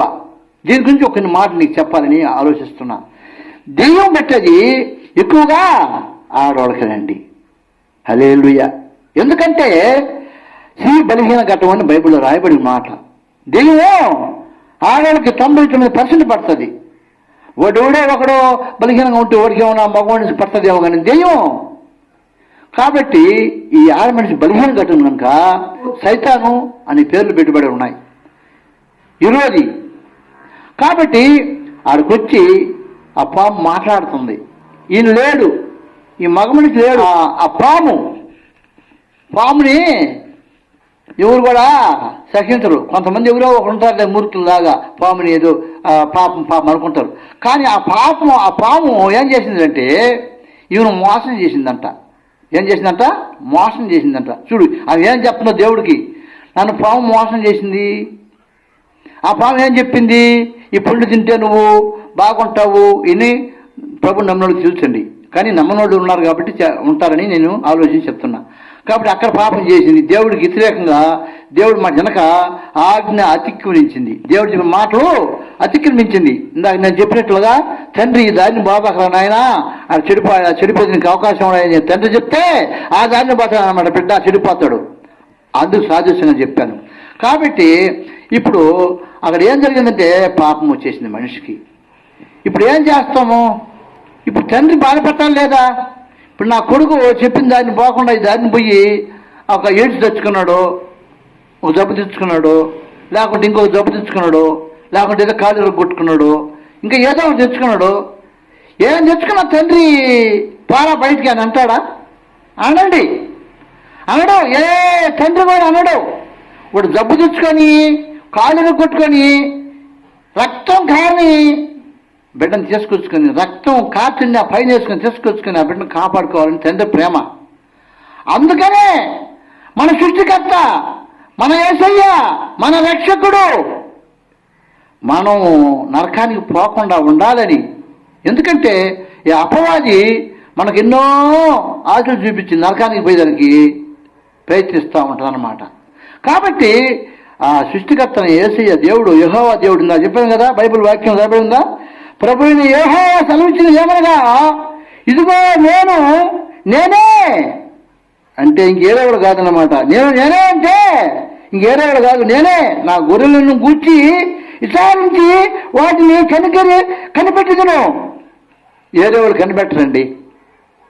ఒక ఉదాహరణ చెప్తానండి. నా కొడుకు జపం తింటా ఉన్నాడు, లేకుంటే ఇంకా ఏదో ఒక అపాయంలో ఉన్నాడు. వేరే వాళ్ళు అంతగా పట్టించుకుంటారా? ఏదో ఒకవేళ అర్థం తీస్తే తీయచ్చు, ఏదో చేయొచ్చాం, కానీ అంతగా పట్టించుకోరండి. దెబ్బలు తిరిగి రక్తంతో ఉండి పైన వేసుకొని వస్తాడా? రాడండి. మన యేసు ప్రభు, మన తండ్రి, నీ కొరకు నా కొరకు ప్రాణం పెట్టిన తండ్రి. కాబట్టి ఆయన మన మీద ప్రేమ కలిగి ఆయన ఈ లోకానికి ఆయన పరిశుద్ధుడిగా దిగి వచ్చిన మాట మీకు చెప్తున్నాను, జ్ఞాపకం చేసుకోండి. క్రైస్తవులకి తెలిసిన విషయమే. ఆయన పరిశుద్ధుడిగా ఈ లోకానికి దిగి వచ్చి నీ కోసం, నా కోసం, ఈ లోకంలో అందరి కోసం అండి, ఈ లోకంలో ప్రతి ఒక్క మానవుని కోసం ఆయన రక్తం కార్చాడు. రక్తం ఎందుకు కార్చాడు? రక్తం కారిస్తే పాపం పోద్దని మన పూర్వీకులు మేకలు, పొట్టేళ్ళు, గొర్రెలు, దున్నపోతులు అన్ని కూడా బలిస్తుంటారు అన్నమాట. అవునే, అప్పుడు వాళ్ళు అది నమ్మారు. రక్తం పాపాన్ని పరిశీలిస్తుందని, రక్తం పాపాన్ని పరిశీలిస్తుందని. ఇప్పుడు ఒక మాట ఉదాహరణగా అది కూడా చెప్పాలని ఆలోచిస్తున్నా. ఇప్పుడు చెడ్డ రక్తం ఉంది ఒక మనిషిలో, ఆ రక్తం తీసేసి మంచి రక్తం ఎక్కిస్తున్నారు డాక్టర్లు, చూసారా? కాబట్టి చెడ్డ రక్తం అది మనిషికి అపాయం చేస్తుంది. కాబట్టి మనలో ఉండేది ఏంది? చెడ్డ రక్తం. మనలో ఉండేది పాపపు రక్తం. మన పితరులు, అవ్వ తాతలు, ముత్తాతలు మొదలుకొని మనం పాపం మనలో పేరుపోయి ఉన్నదండి. మన తండ్రి పాపం ద్వారా మనల్ని కన్నారండి.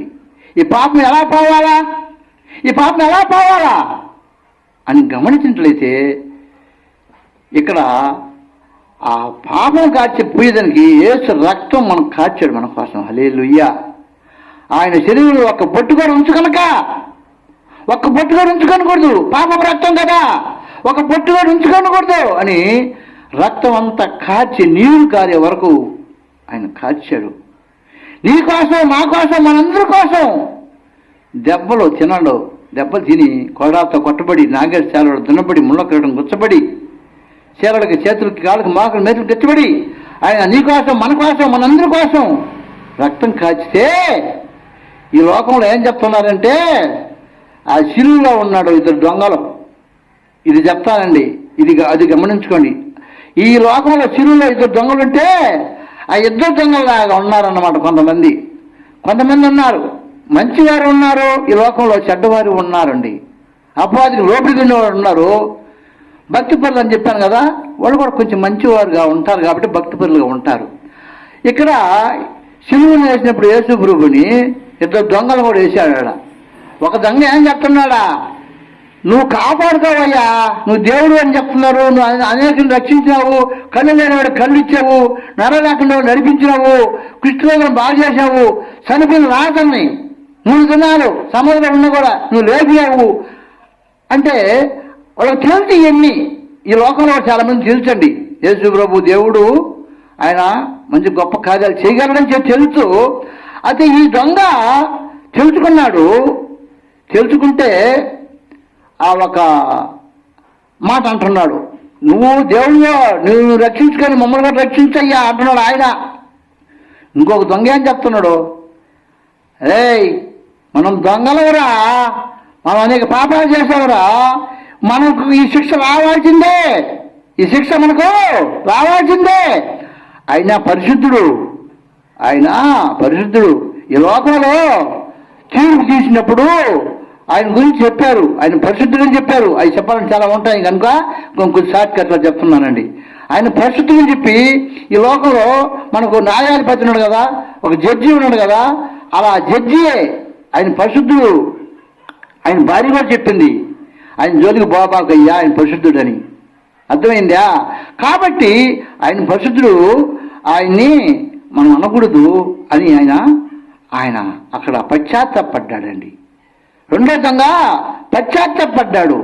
మొదటి దొంగ గర్వంతో మాట్లాడినాడు. గర్వం, మన మనిషికి గర్వం పోవాలా? ఎప్పుడు పోతుంది? నాకు చెప్పా, ఇంటి వాళ్ళ విశ్వాసం వస్తుందని. మీరు వినండి, మీ గర్వం పోతుంది, మీ పాపం పోతుంది. వినండి, దేవుడు రక్షిస్తాడు, పరలోక రాజ్యానికి నిన్ను నన్ను మమ్మల్ని అందరిని తెచ్చబోతాడు. కాబట్టి ఈ దొంగ ఆ మాట అన్నప్పుడు యేసు ప్రభు ఏమన్నాడు అంటే అందరికీ తెలుసు, కొంతమందికి ప్రభుని నమ్మిన వారికి, ఇప్పుడే నువ్వు నాతో కూడా వస్తావు పరలోక రాజ్యానికి అని ఆయన సెలవిచ్చిన మాట. ఎందుకన్నాడంటే ఆ మాట అది కొంతమందికి ఎలాగ తెలుసు, అది నాకు తెలిసిన నేను చెప్తున్నానండి. దేవుడు చనిపోయేటప్పుడు కూడా ఒక ఆత్మనే రక్షించాడండి. ఇది దేవుడు చనిపోయేటప్పుడు ఒక ఆత్మ రక్షించాడు. ఆయన బతికొండగా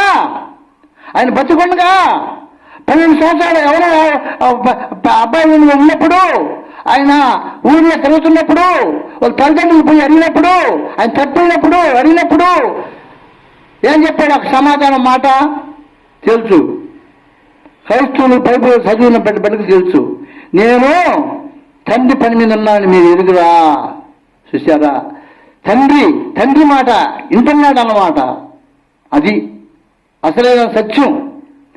నేను తండ్రి మాట మీద అన్నాడు. నాకు తండ్రి ఎవరు? తండ్రి అంటే తల్లిదండ్రులను ప్రేమించాలా కాదని చెప్పలేదు. అది ఆయన దేవుడి పని మీద ఉన్నాడని దాని అర్థం. దేవుడు చెప్పిన పని మనం చేయాలనేది ఆయన ఆడ మాట్లాడిన మాటను బట్టి. కాబట్టి ఈ సిరి దొంగలో ముందు చెప్పానంటే, అక్కడ దేవుడు ఈ లోకంలో చాలా మందిని రక్షించాడు, 12 మందిని శిష్యులుగా చేశాడు. చాలా మంది శిష్యులు చేస్తే కొంతమంది తప్పిపోయారు, 12 మంది శిష్యులు మిగిలారు. దాంట్లో ఒక మనిషి తప్పిపోయాడు. ఆయన ఎవరంటే ఇస్కరియోతు యూదా అని ఆయన పేరు. ఆయన యేసు ప్రభు తోడ ఉండి ఆయన నమ్మియాలని మోసగాడు అన్నమాట. అలాంటి మోసగాడు కొంతమంది ఉన్నారు, పరిశుద్ధ గ్రంథంలో తెలియజేస్తుంది. యేసు ప్రభు నమ్ముకున్న వారందరూ కూడా ఆయన పరిశుద్ధంగా ఉండాలని కోరుతుంటే మోసగాళ్ళు కూడా లేస్తున్నారు, అబద్ధ ప్రవృత్తులు వస్తున్నారని పరిశుద్ధ గ్రంథం తెలియజేస్తుంది. ఒక ఇస్కరియోతు యూదా ఒక ఆయన ఏం చెప్పాడంటే, నేను పట్టిస్తాను యేసు ప్రభునని. ఎలా పట్టిస్తావంటే, ఆయనతో కూడా ఉన్నవాడే. మా అమ్మ చెప్పేది ఒకప్పుడు చిన్నప్పుడు, అయ్యా ఆయనతో కూడా ఉన్నవాడే ఏరే వాళ్ళని తీసుకొచ్చి వాళ్ళని చంపించారు, గొడవలతో నరికారు, నేను చూశాను పక్కనే అని చెప్పేది మా అమ్మ. కాబట్టి నమ్మిన అంటే వాడు మోసం చేసే ఉంటాడు అన్నమాట. అయితే యేసు ప్రభు ఇస్కరియోతు యూదాని నమ్మాడండి. 12 మంది శిష్యుల్లో ఇస్కరియోతు యూదాని బాగా నమ్మాడు. ఎలా నమ్మాడంటే డబ్బు సంచి ఆయనకి ఇచ్చాడు. డబ్బు పెత్తనం ఆయనకి ఇచ్చాడు. 12 మందిలో 11 మందికి ఇరా డబ్బు పెత్తనం. డబ్బు అంటే ప్రతి ఒక్కరికి ఆశ కదండి. అదే ఈ రోజుల్లో డబ్బు నరకాన్ని తీసుకుపోతుంది. కాబట్టి ధనాశ సమస్తుల కీడులకి మూలమని పరిస్థితి గ్రంథంలో రాయబడిన మాటలు అయ్యి. ఆ డబ్బు సంచి అందితే ఆయన వాళ్ళకి అమ్ముడిపోయినాడు. నేను పోయి ముద్దు పెట్టుకుంటాను, ఆయన యేసుప్రభు అన్నాడు. అంటే యేసుప్రభు తిరుగుతున్నారు, వాళ్ళకి తెలియదు. ఆయన చంపే వాళ్ళకి ఆయన తెలియదు గుర్తు. కాబట్టి ఈయన వచ్చి ఆయన ముద్దు పెట్టుకుంటే ఆయన వచ్చి నిలబడ్డాడా. నిలబడ్డప్పుడు యేసుప్రభు ఏమంటున్నాడు? చిలికాడా, స్నేహితుడా, చూడు ఎంత పిలుస్తున్నాడు. ఒక శత్రువుకి అప్పగించేవాడు అని పిలిచినప్పుడు స్నేహితుడా నీ పని నువ్వు చేయి అని ఆయనకి మాట ఇచ్చినాడు అండి. కాబట్టి ఆయన ముద్దు పెట్టుకుంటే వాడు వచ్చి తీసుకుపోయి ఆయన చంపేశారు. అది చాలా ఇంకా ఉన్నాయి చెప్పాలంటే. కాబట్టి అలాగ దేవుడు నీ కొరకు నా కొరకు ప్రాణం పెట్టి ఆయన చనిపోయి 3వ దినాన తిరిగి లేచి ఆయన పరలోక రాజ్యంలో నీ కొరకు నా కొరకు ప్రాణం పెట్టిన దేవుడు ఆయన మన కొరకు ప్రార్థన చేస్తున్నాడండి. ఇది నమ్మాల్సిన మాట. నీ కొరకు నా కొరకు ప్రార్థన చేస్తున్నాడు, నమ్మాల్సిన మాట ఇది మొదటి మాట. కాబట్టి మనము ఆయన నీ కొరకు నా కొరకు ప్రార్థన చేస్తున్నాడని మనం నమ్మాలి. నమ్మితే సొమ్ము, నమ్మకపోతే దుమ్మని మనం ఈ లోకంలో సామెత చెప్తున్నారు. కాబట్టి నమ్ముట వల్ల విశ్వాసం వస్తుంది, రక్షణ అనే దాని గురించి ఒక మాట చెప్తాను. ఈ రక్షణ నాకు ఆ రోజు బాప్తిజం ఇచ్చారు కదా, అప్పుడు వాళ్ళు నాకు బాప్తిజం ఇచ్చినప్పుడు పేరు పెట్టాలని కొంతమంది చెప్తారు. ఏం పేరు పెట్టాలంటే వాళ్ళు చెప్తారు పాస్టర్ గారు. నేను ఈ జక్కే మాట విన్నాను కదా, వాక్యం విన్నాను కదా, నేను జక్కే లాంటి వాడిని కదా, నేను ఒక పనికి మాలినోడు కదా, నేను ఒక దురాశ గలవాడిని కదా అనుకుని నాకు జక్కే పేరు పెట్టండి అయ్యా అని అన్నానండి. దేవుని స్తోత్రం, హల్లెలూయా. ఆ జక్కే పేరు పెట్టుకున్నప్పుడు మన జక్కేలాగా ఉండాలన్న పర్లేదా? ఉండాలా. పేరు పెట్టుకుంటే పేరు పెట్టదగ్గట్టు ఉండాలా, పేరు తగ్గట్టు ఉండాలన్నమాట. ఇప్పుడు సమాధానమ్మ అన్నారు, ఆమె సమాధానం లేదు ఆమె దగ్గర. సువార్తమ్మ అన్నారు, ఆమె సువార్త చేయడంలే. నేను జక్కయ్య అన్నాను, నేను జక్కయ్యగా ఉండడంలే. అటు దేవుడికి అభిమానకరంగా జీవిస్తుంటామండి. ఇది మనం క్రైస్తవులు మనం చాలామంది ఇది మనం గమనించాల్సిన విషయం. పేరు దగ్గర ఆలోచన, పేరు దగ్గర చూపు, పేరు దగ్గర విశ్వాసం, పేరు దగ్గర క్రియ విశ్వాసం వృతం సచ్చినట్టు సమానం. అంటే నువ్వెంత పాస్టర్ అయినా సరే, నువ్వెంత డబ్బులు అయినా సరే, నువ్వు ఎలాంటి వాడైనా సరే, ధనవంతుడు వచ్చిన పల్లె రాజ్యం పోవాలన్నప్పుడు ఆయన అసలు డబ్బులు నువ్వు బెదరికి ఇమ్మన్నప్పుడు చూసారా. కాబట్టి ఇది ఎందుకు చెప్తున్నానంటే ఆ జక్కలు కూడా ఆయన సంపాదించిన డబ్బులు ఇప్పుడు 10,000 అనుకుందాం. ఆయన 10,000 సంపాదించాడు. 10,000 ఏం చేశాడు? సగం బేదలకు ఇచ్చాడన్నాడు. ఇప్పుడు మరి కొంతమందికి ఏం చెప్పాడు? నేను ఊపిరిగా అన్యాయంగా 10 రూపాయలు తీసుకున్నాను, వాడికి డబల్గా ఇస్తాను అన్నాడు. చూసారా. ఇప్పుడు ఇక్కడ 10,000లో డబల్గా ఇచ్చిన వాడికి కొంత పోయింది, సగం ఇచ్చింది పోయింది, పోతే అది దగ్గర ఉంటుంది ఇంకా 1,000 రూపాయలే ఉంది. చూసారా. అది ఆయన కష్టపడ్డ డబ్బు. 10,000 రూపాయల్లో 9,000 అన్యాయంగా సంపాదించాడు. నేను అన్యాయంగా దగ్గర తీసుకున్నాడు, ఇచ్చేస్తానన్నాడు, ఇచ్చేశాడు. ఆయన దగ్గర ఆయన నిజంగా కష్టపడిన డబ్బు 1,000 రూపాయలేనండి.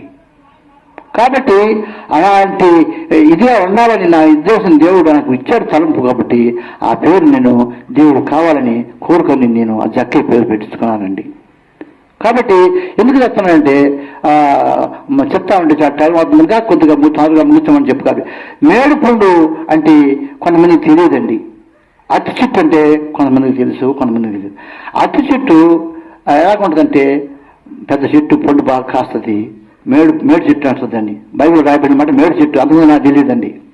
మేడు చెట్టు మేడు పండు చూడు మేలమయ్యి ఉండు, చూడ రుసులు చాలా వేరు, పట్టు ఇప్పు చూడు పురుగు ఉండు. ఎలా ఉంటుందంటే మేడు పండు అంత అందంగా ఉంటుంది, చూడడానికి బాగా రుచిగా ఉంటుంది. పట్టు ఇప్పు చూస్తే పురుగులు ఉంటాయండి. హల్లెలూయా. మనం బాగుంటాం. నేను పాస్టర్ని, నేను డబ్బు గలవాడిని, నేను విశ్వాసమే, నేను బాగుంటాం. నా రూపం చూడొద్దు, యేసు రూపం చూడు. నా రూపం చూడొద్దండి, యేసుప్రభుని చూడు. నా ధనం చూడొద్దు, యేసుప్రభుని చూడు. మేడు పండు చూడ, మేరమల్లుండు, పట్టవి పురుగులుండు, చూడ చూడ రుచులు. అంటే రకరకాల రుచులు ఉంటాయి, లోపల పురుగులు ఉంటాయి. అంటే నాలో ఎంతో దురాలోచనలు ఉన్నాయండి. నాలో ఎంతో దురాలోచనలు ఉన్నాయి. వాడిని చంపాలా, వాడిని ముంచాలా, వాడిని మోసం చేయాలా, ఆవిని మోసం చేయాలా, ఈమె మోసం చేయాలా, రకరకాల ఆలోచనలు అయ్యే మేడు పుట్టి చెట్టు అంటే. కాబట్టి యేసు ప్రభువు ఆ జక్కయ్యని ఆ మేడు చెట్టు మీద చూశాడండి. ఎలాగుంటుందంటే పాపి జీవితం, పాపం జీవితం మనం యేసు ప్రభు రక్తంలో కడుక్కోవాలని పాస్టర్ గారు చెప్పినప్పుడు అది నేను చేసుకున్నాను. ఇప్పుడు జక్కయ్య అని పేరు మార్చుకున్నాను. నా పేరు పాత పేరు సుబ్రహ్మణ్యం పెట్టారు ఈ లోకంలో. కాబట్టి అది ఈ బాప్తిస్వం అనేది ఎందుకంటే ఒక మాట చెప్తున్నానండి. మనం బస్సు ఎక్కాము నెల్లూరులో, మనం మన ఊరికి పోవాలన్నప్పుడు కూకొని గమ్ముగా ఉంటే మనం పోగలమా? టికెట్ తీసుకోవాలండి. టికెట్ తీసుకోకపోతే మధ్యలో దింపేస్తాడు. అర్థమైందా? ఎక్కడ దింపేస్తాడో అడవిలో దింపేస్తాడో లేకపోతే ఇంకెక్కడ దింపేస్తాడో తెలియదండి. టికెట్ తీసుకోవాలి. అలాంటి టికెటే యేసుప్రభు మార్గం. ఆ మార్గం ఏంది? పరలోక రాజ్యం మార్గం. ఆ మార్గానికి పరలోక రాజ్యం అంటే అదొక దేశం, అదొక ప్రపంచం, అదొక పరలోక రాజ్యం దేశం. అది ఈ లోకం ఏడలేదా దేశం, ఈ భూమి మీద ఏడలేదా దేశం, పరలోక రాజ్యం. అక్కడ బంగారు వీధులు, రత్నాలతో పగబడిన ఇల్లు నీకోసం నా కోసం దేవుడు సిద్ధపరిచిన మాట నమ్మాలి. నమ్మితే సొమ్ము, నమ్మకపోతే దుమ్ము. ప్రకటన గ్రంథం రాయబడి ఉంది. ఈ మాట చెప్తాను, కొద్ది సమయంలో ముగిస్తున్నాను అంటే దేవుడు ప్రేరేపించి మాట్లాడుతున్నాడు కనుక. ఇక్కడ టికెట్ బాప్తిజం తీసుకోవాలి ప్రతి ఒక్క వ్యక్తి. సంవత్సరాలుగా చర్చికి పోతుంటారు. పెళ్లి వేసద్ది, కొడుకుకి పెళ్లి వేసద్ది, అప్పుడు కూడా బాప్తిజం తీసుకోరండి. ఇది చాలా తప్పండి. ఆయన ఏం చెప్తున్నాడు? ఈ లోకంలో ఈ రాత్రికి నీ ప్రాణం చేస్తాను, నీ సంగతి ఏంటి అని అడుగుతున్నాడు. ధనవంతులు ఏం చెప్తున్నాడు? ధనం సంపాదించుకొని తిరుగు, తాగును, సుఖించును, శరీరం అని శరీరం మీద మాట్లాడుతున్నాడండి. అలాగా ఈ లోకంలో చాలా మంది ఉంటారని నేను నమ్ముతున్నాను. కాబట్టి ఆ టికెట్ ఏ రోజు నువ్వు చచ్చిపోతావో, ఏ రోజు లోకం విడిచిపోతావో తెలీదు. దొంగలాగా ఆయన వస్తానన్నాడు, తెలియదు ఆయన ఎప్పుడు వచ్చేది. దొంగ ఎప్పుడు వచ్చేది తెలుస్తుందా? తెలీదు. కాబట్టి ఈ పరలోక రాజ్యానికి మార్గం అనేది బాప్తిస్వం అనేది నేను నమ్ముతున్నానండి. కాబట్టి మనం అందరం నమ్మాలి. నమ్ముటం ఎంతైతే సమస్త సాధ్యం, సమస్త సమకూర్చి మేలు కొరకే ఆయన చేస్తానని చెప్పి బైబిల్ సెలవిస్తుంది రీతిగా. కాబట్టి ఈ యొక్క వాక్యం వింటున్న ప్రతి బిడ్డల సహోదరులారా, తండ్రులారా, అక్కలారా, చెల్లెళ్ళారా, తమ్ముళ్ళారా, ప్రతి ఒక్కరు నేను చెప్తున్నాను అన్నలారా, మీరు ఒకవేళ బాప్తిజం తీసుకోకుండా ఇంకా లేటుగా ఉన్నారంటైతే ఇప్పుడే ఇదే అనుకునే సమయం, ఇదే రక్షణ జనం. మీరు బాప్తిజం తీసుకోవాలి, రక్షణ పొందాలి, నాతో కూడా మీరు పరలోక రాజ్యంలో ఉండాలి అనేది దేవుడు తెలియజేస్తున్న మాట.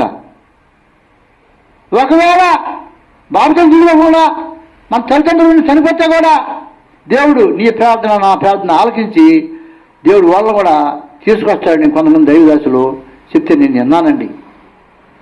అయితే ప్రభుని నమ్మిన వారిని ఆయన కుళ్ళు పట్టనీయుడు. ఆయన వచ్చేట్టు మరలా వస్తాన్నాడు యేసు ప్రభు మన కొరకు వాళ్ళని తీసుకొని ఎండబెట్టుకొని వస్తాడు. అది ఆయన మరలా ఎందుకు వస్తాడంటే అది చెప్పి ముగిద్దాం అనుకుంటున్నానండి. ఆయన మరలా వచ్చేది ఎందుకంటే ఇప్పుడు మనం చనిపోతాం కదా, చనిపోయిన తర్వాత మనం చీకిపోతాం అనుకుంటాం చాలామంది. కుళ్ళు పట్టినని బైబిల్ కింద రాయబడి ఉందన్నమాట, ప్రస్తుతం కింద రాయబడింది, నీ శరీరం కుళ్ళు పట్టినని. అంటే ఇక్కడ ఒక ఇత్తనం వేస్తాము, ఆ ఇత్తనం ఒక ఒడ్డు కింద గోధుమ కింద నాటుతాము. అది ముడిచినప్పుడు ఒడ్డు కిందగా వస్తుందా, గోధుమ కిందగా వస్తుందా? ఒక చెట్టుగా వస్తుంది. దాని రూపం మారిపోతుంది. అలాగే మన రూపం కూడా, ఈ శరీరం ఉండదు, ఈ మట్టి శరీరం ఉండదు, మహిమా శరీరం దేవుడు మనకి ఇస్తాడండి. మనం చనిపోతే కూడా నీకు నాకు ప్రభుని నమ్మిన ప్రతి ఒక్కరికి కూడా మహిమా శరీరం ఇస్తాడండి ఆ చెట్టులాగా. అందుకోసమే మన పరలోక రాజ్యాన్ని మనం తప్పిస్తాడు, పరలోక రాజ్యాన్ని మనం పంపిస్తాడు, నరకాన్ని మనం తప్పిస్తాడు. జ్ఞాపకం చేసుకుని నరకాన్ని తప్పించి పరలోక రాజ్యాన్ని మనం ఆయన సన్నిధిలో మనం పోగొట్టుకుని యుగయుగాలు అంటే ఒక యుగం కాదు, ఒక రోజు కాదు, ఒక సంవత్సరం కాదు, కొన్ని కోట్ల సంవత్సరాలు కాదు, యుగాలు అగ్ని ఆరదు, పురుగు సావదు, అంటే ఆ అగ్ని మండుతూనే ఉంటుంది. దాంట్లో పడ్డవాడినా అయ్యో అని అల్లాడుతుండాల్సిందే. దేవుడి సన్నిధిలో దేవుని సూచిస్తూ దేవుని దగ్గర ఆయన నమ్మిన వారు ఉంటారని. కాబట్టి మరొక మాట అక్కడ నరకం మాట ఎత్తాను కాబట్టి చెప్తున్నాను. ఆ లాజరు అనే ఆయన ఈ లోకంలో ఎంతో దేవుడికి ఇష్టడుగా ఉన్నాడు. ఆ ధనవంతుడు దేవుడికి వ్యతిరేకంగా ఉన్నాడు. ఆ లాజరు చనిపోయినాడు, దేవుడి దగ్గర ఉన్నాడు. ఈ ధనవంతుడు చనిపోయినాడు, ఆ నరకంలో వేయబడ్డాడండి. ఆ నరకంలో వేయబడ్డ ధనవంతుడు ఏం చెప్తున్నాడు? అయ్యా యేసయ్యా, అబ్రహాం తండ్రి, నాయన యేసయ్యా, ఆ లాజరు నా దగ్గర ఉన్నాడయ్యా. ఆయన నేను చిన్న బాధేస్తే అది తినేవాడు. ఆయన పంపించయ్యా, నాకు ఇక్కడ యాగంగా ఉంది, నోరు ఎండిపోతుంది, నాకు నీళ్ళు ఒక బొట్టు ఆయన ఏం తండ్రికి నాకు వేయాలని ఆయన కేకలు వేస్తున్నాడండి. కేకలు వేస్తున్నాడు నరకంలో. అంటే అది ఆరదు, ఈ ప్రాణం సాగదు, కేకలు వేస్తూనే ఉంటుంది. కేకలు వేస్తున్నట్టు ఆత్మ మట్టిలో కూలిపోద్దని చెప్తారు. ఆయన నచ్చిన ఆత్మ దిగులు పోవాలని పుస్తకం తెలియజేస్తుంది. ఆయన ఆత్మ ఆలాడుతూ ఉంది ఆ మంటలో.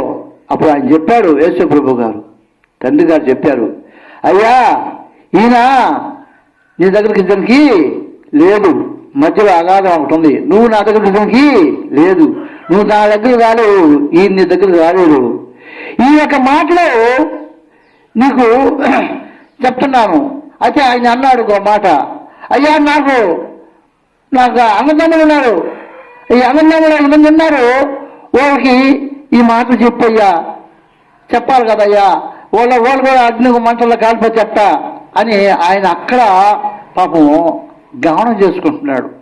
చూసారా, తన దాకా అందే కానీ తెలియదంట పరిస్థితి. కాబట్టి ఆయనకి అగ్నిగంధంలో కాల్చున్నప్పుడు నా అన్నదమ్ములు కాపాడాలయ్యా, వాళ్ళన్న కాపాడాడయ్యా అని ఆయన చెప్తే రాజని పంపిమ్మని చెప్పాడు కిందకి, భూలోకానికి. ఎవరు? ఆ ధనవంతుడు. అయితే ఆయన అన్నాడు, రాజని భూలోకం పంపిస్తే ఉంటారా మనుషులు? ఇప్పుడు చచ్చిపోయినాడు, ఈ లోకంలో వచ్చి మళ్ళీ తిరిగితే ఉంటారా? జైలు వచ్చేసిందిరా, అదిగో జైలు వచ్చిందిరా, అందరూ వెళ్తారండి. చూసారా, జైలు వచ్చింది అందరూ వెళ్తారండి. కాబట్టి నన్ను నమ్మిన వారు ఉన్నారు, ఈ భూలోకంలో నన్ను నమ్మిన వారు ఉన్నారు, వాళ్ళు చెప్తారు, వాళ్ళు మాట వినండి. ఇంత రక్షణ ఎనకపోతే శిక్ష, ఇంత రక్షణ ఎనకపోతే శిక్ష, వాళ్ళు చెప్తారు వినండి అని ఆ రోజు ప్రభు గారు ఆ ధనవంతుడితో చెప్పిన మాటలండి అయ్యాయి. కాబట్టి మనం చెప్తాం, తెలియజేస్తాం, ఇంటే రక్షింపబడతారు, వినకపోతే నరకం పాలవుతారు. ఇది మాత్రం ఖచ్చితం, వాస్తవం. దేవుడు చెప్పిన మాటలు పొల్లైన తప్పదు. ఇక బైబిల్ గ్రంథం రాబడిన మాటలు, అది పరిశుద్ధ గ్రంథంలో బైబిల్ అంతా కూడా కొన్ని చూసినప్పుడు కొన్ని విధాలుగా ఉంటాయి. ప్రకటన గ్రంథం మళ్ళా చెప్తున్నాను ప్రభువు ఎరిగిన బిడ్డలకి, ప్రకటన గ్రంథం చదవండి. ఎరగని బిడ్డలు కూడా చదవచ్చు, కాదని చెప్పలా. ప్రకటన గ్రంథం చదివితే దాంట్లో ఏమో రాయబడి ఉన్నాయో మీకు అందరూ తెలుసు, చదివి ఉంటారు కొంతమంది. మళ్ళీ నెమరు వేసుకోండి, చదవండి. అనేక తెగుళ్ళు, అనేక బాధలు వస్తున్నాయని దేవుడు తెలియజేస్తున్నాడండి. సాగు రాదు, మనిషి సాగు రాదు అని ఎవరు చెప్తున్నారు? దేవుడే చెప్తున్నాడు. సాగు ఎందుకు రాదు? నువ్వు బాధపడాలా. నువ్వు ప్రభుని ఎరిగిన వాడు కాదు కదా, ఎరిగి మరి తప్పినావు కదా, కాబట్టి సాగు రాదు. ఆయన మెడతలను పంపిస్తాడు. అవి కుట్టాయంటే అవి భయంకరమైన విషం. నీ ఒళ్ళంతా పుండ్లు, చాలా బాధపడాలి. అప్పుడు నువ్వు సావాలని బస్సు కింద పడ్డా, నువ్వు మందు తాగినా, కైలుకేసి మందు తాగినా, నువ్వు బస్సు కింద పడ్డా, రైలు కింద పడ్డా ముక్కలు అవుతావు కానీ ప్రాణం పోదు, మందు తాగుతావు కానీ బతుకుతావు, సావు అంటే ఆయన సావు రాదంటున్నాడు. ఆత్మ సావదు, అల్లాడాలా. కాబట్టి ప్రకటన గ్రంథం చదివిన వారు ఖచ్చితంగా ప్రభుని విశ్వసిస్తారని నేను నమ్ముతున్నానండి. కాబట్టి మీరు ఈ యొక్క దేవుడు పలికించిన సాక్ష్యం బట్టి, ఈ యొక్క పరిశుద్ధ గ్రంథంలో చెప్పిన కొన్ని మాటలను బట్టి దేవుడు మిమ్మల్ని దీవిస్తాడని నేను నమ్ముతున్నాను. అయితే చివరిగా ఒక మాట చెప్పి నేను ముగిస్తాను. ఎందుకంటే అది చెప్పాలనేది నాకు విశ్వాసంగా ఉన్నది. నేను చెప్పాను కదా, పోయిన సంవత్సరం హాస్పిటల్లో ఉన్నాను, ఇప్పుడు సంవత్సరం అయిపోయింది. ఇక్కడ శృతులు ఉన్నాయి, ఒక పుస్తకం ఉంది, శృతుల పుస్తకం. ఆ శృతుల పుస్తకంలో ఆయన సృష్టించడానికి, ఆయన చేసిన మేలు సృష్టించడానికి ఉన్నాయి. 100 ఉన్నది, 1000 కూడా ఉన్నాయి. నువ్వు 100 చదువు, ప్రతిరోజు నిద్రలేస్తేనే చదవచ్చు. లేదు సాయంకాలం పడుకుంటావు కదా, అప్పుడే చదవచ్చు. చదువు. సాయంకాలం చదివావా, దేవుడు శుద్ధులు చెల్లించావా, 100 చదువుతావా, 7 చదువుతావా, చదువు. దేవుడి కుటుంబాన్ని దీవించి ఆశీర్వదిస్తాడు. దేవుడు ఈ జక్కైన కుటుంబాలు దీవించినట్లుగా, మా కుటుంబం అందరిని దేవుడు రక్షించినట్లుగా ఈ కుటుంబాన్ని కూడా దేవుడు రక్షిస్తాడు. ఎందుకు ఒక్క మనిషి కుటుంబాన్ని రక్షించబడితే కుటుంబంగా రాలేకపోతుందంటే నువ్వు దేవుడి మీద విశ్వాసం ఉన్నావా లేదా నువ్వు పరీక్షించుకో. నువ్వే పరీక్షించుకో. పరిశుద్ధంగా నిర్దేశంగా కొంచెం రాసిన పత్రిక 11వ అధ్యాయంలో నువ్వే పరీక్షించుకొని బల్ల చేయమంటాడు. కాబట్టి నువ్వు ఆ శృతులు చెల్లించుకో. ప్రతిరోజు ఎన్ని ఇబ్బందులు వచ్చినా, ఎన్ని రేతులు ఎక్కడ తిరిగినా, నువ్వు ఎక్కడ పోయినా ఆడిచా ఆ రేతులు ప్రతిరోజు డైలీగా ఒక శృతులు చెల్లించి ప్రభువుకి. రెండవది ఏం చెప్తున్నానంటే, క్యాలెండర్లో ఇస్తారు కదా, ఆ క్యాలెండర్లో వాక్యాలు రాయబడి ఉంటాయి. చాలామంది క్యాలెండర్ తీసుకుని పెట్టేస్తారు, ఏదో తేదీ చూసుకుంటారు, పోతుంటారు. క్యాలెండర్లో వాక్యాన్ని చూసుకొని ఆ వాక్య ప్రకారం పరిశుద్ధ గ్రంథంలో కొన్ని మాటలు చదువుకోవచ్చు. ఇప్పుడు అందుకే ఈ వాక్యం నాకు దేవుడు ఈరోజు ఆ క్యాలెండర్లో ఈ వాక్యం ప్రభు అయిన యెహోవా సెలవిచ్చేది ఏమనగా, ఇదిగో నేనే నా గురువులను గూర్చి విచారించి, చూడండి ఎన్ని ఆ మాటలు చాలా ఉన్నా చెప్పాలంటే, విచారించి వాటిని కనిపెట్టింది. ఇది ఈరోజు నాకు దేవుడిచ్చిన ఆ ఒక వాక్యం అన్నమాట. కాబట్టి మీరు కూడా దేవుడు మిమ్మల్ని కూడా కుటుంబాలు దీవించి ఆస్వాదించి అనేక శ్రమలు అనేక బాధలు కూడా తోడుకుంటాడని నమ్ముతున్నాను. శ్రమలు రాకమానవు, ఆటంకాలు రాకమానవు. పరిశుద్ధ గ్రంథం తెలియజేసిన మాటలు. ఆటంకాలు రాకమానవు, శ్రమలు రాకమానవు. కాబట్టి శ్రమల్లో తోడుగా ఉంటాడు. దేవుడు చెప్పిన మాటలు, నువ్వు మొయ్యగల బరువు నీ పెట్ట అన్నాడు, కానీ అధికమైన బరువు పెట్ట అన్నాడు. శ్రమలు కొద్ది కాలమని అన్నాడు, ఇదిగో కొద్ది కాలమే నీ శ్రమలు అన్నాడు. శ్రమలు రావని చెప్పలా యేసు ప్రభు వారు. శ్రమలు వస్తాయి, దాంట్లో నీకు తోడుగా ఉంటా అన్నాడు. మరొక మాట చెప్తుంటే దేవుడు ఇంకా పలికిస్తుంటాడు. ఇరుకులో విశాలత.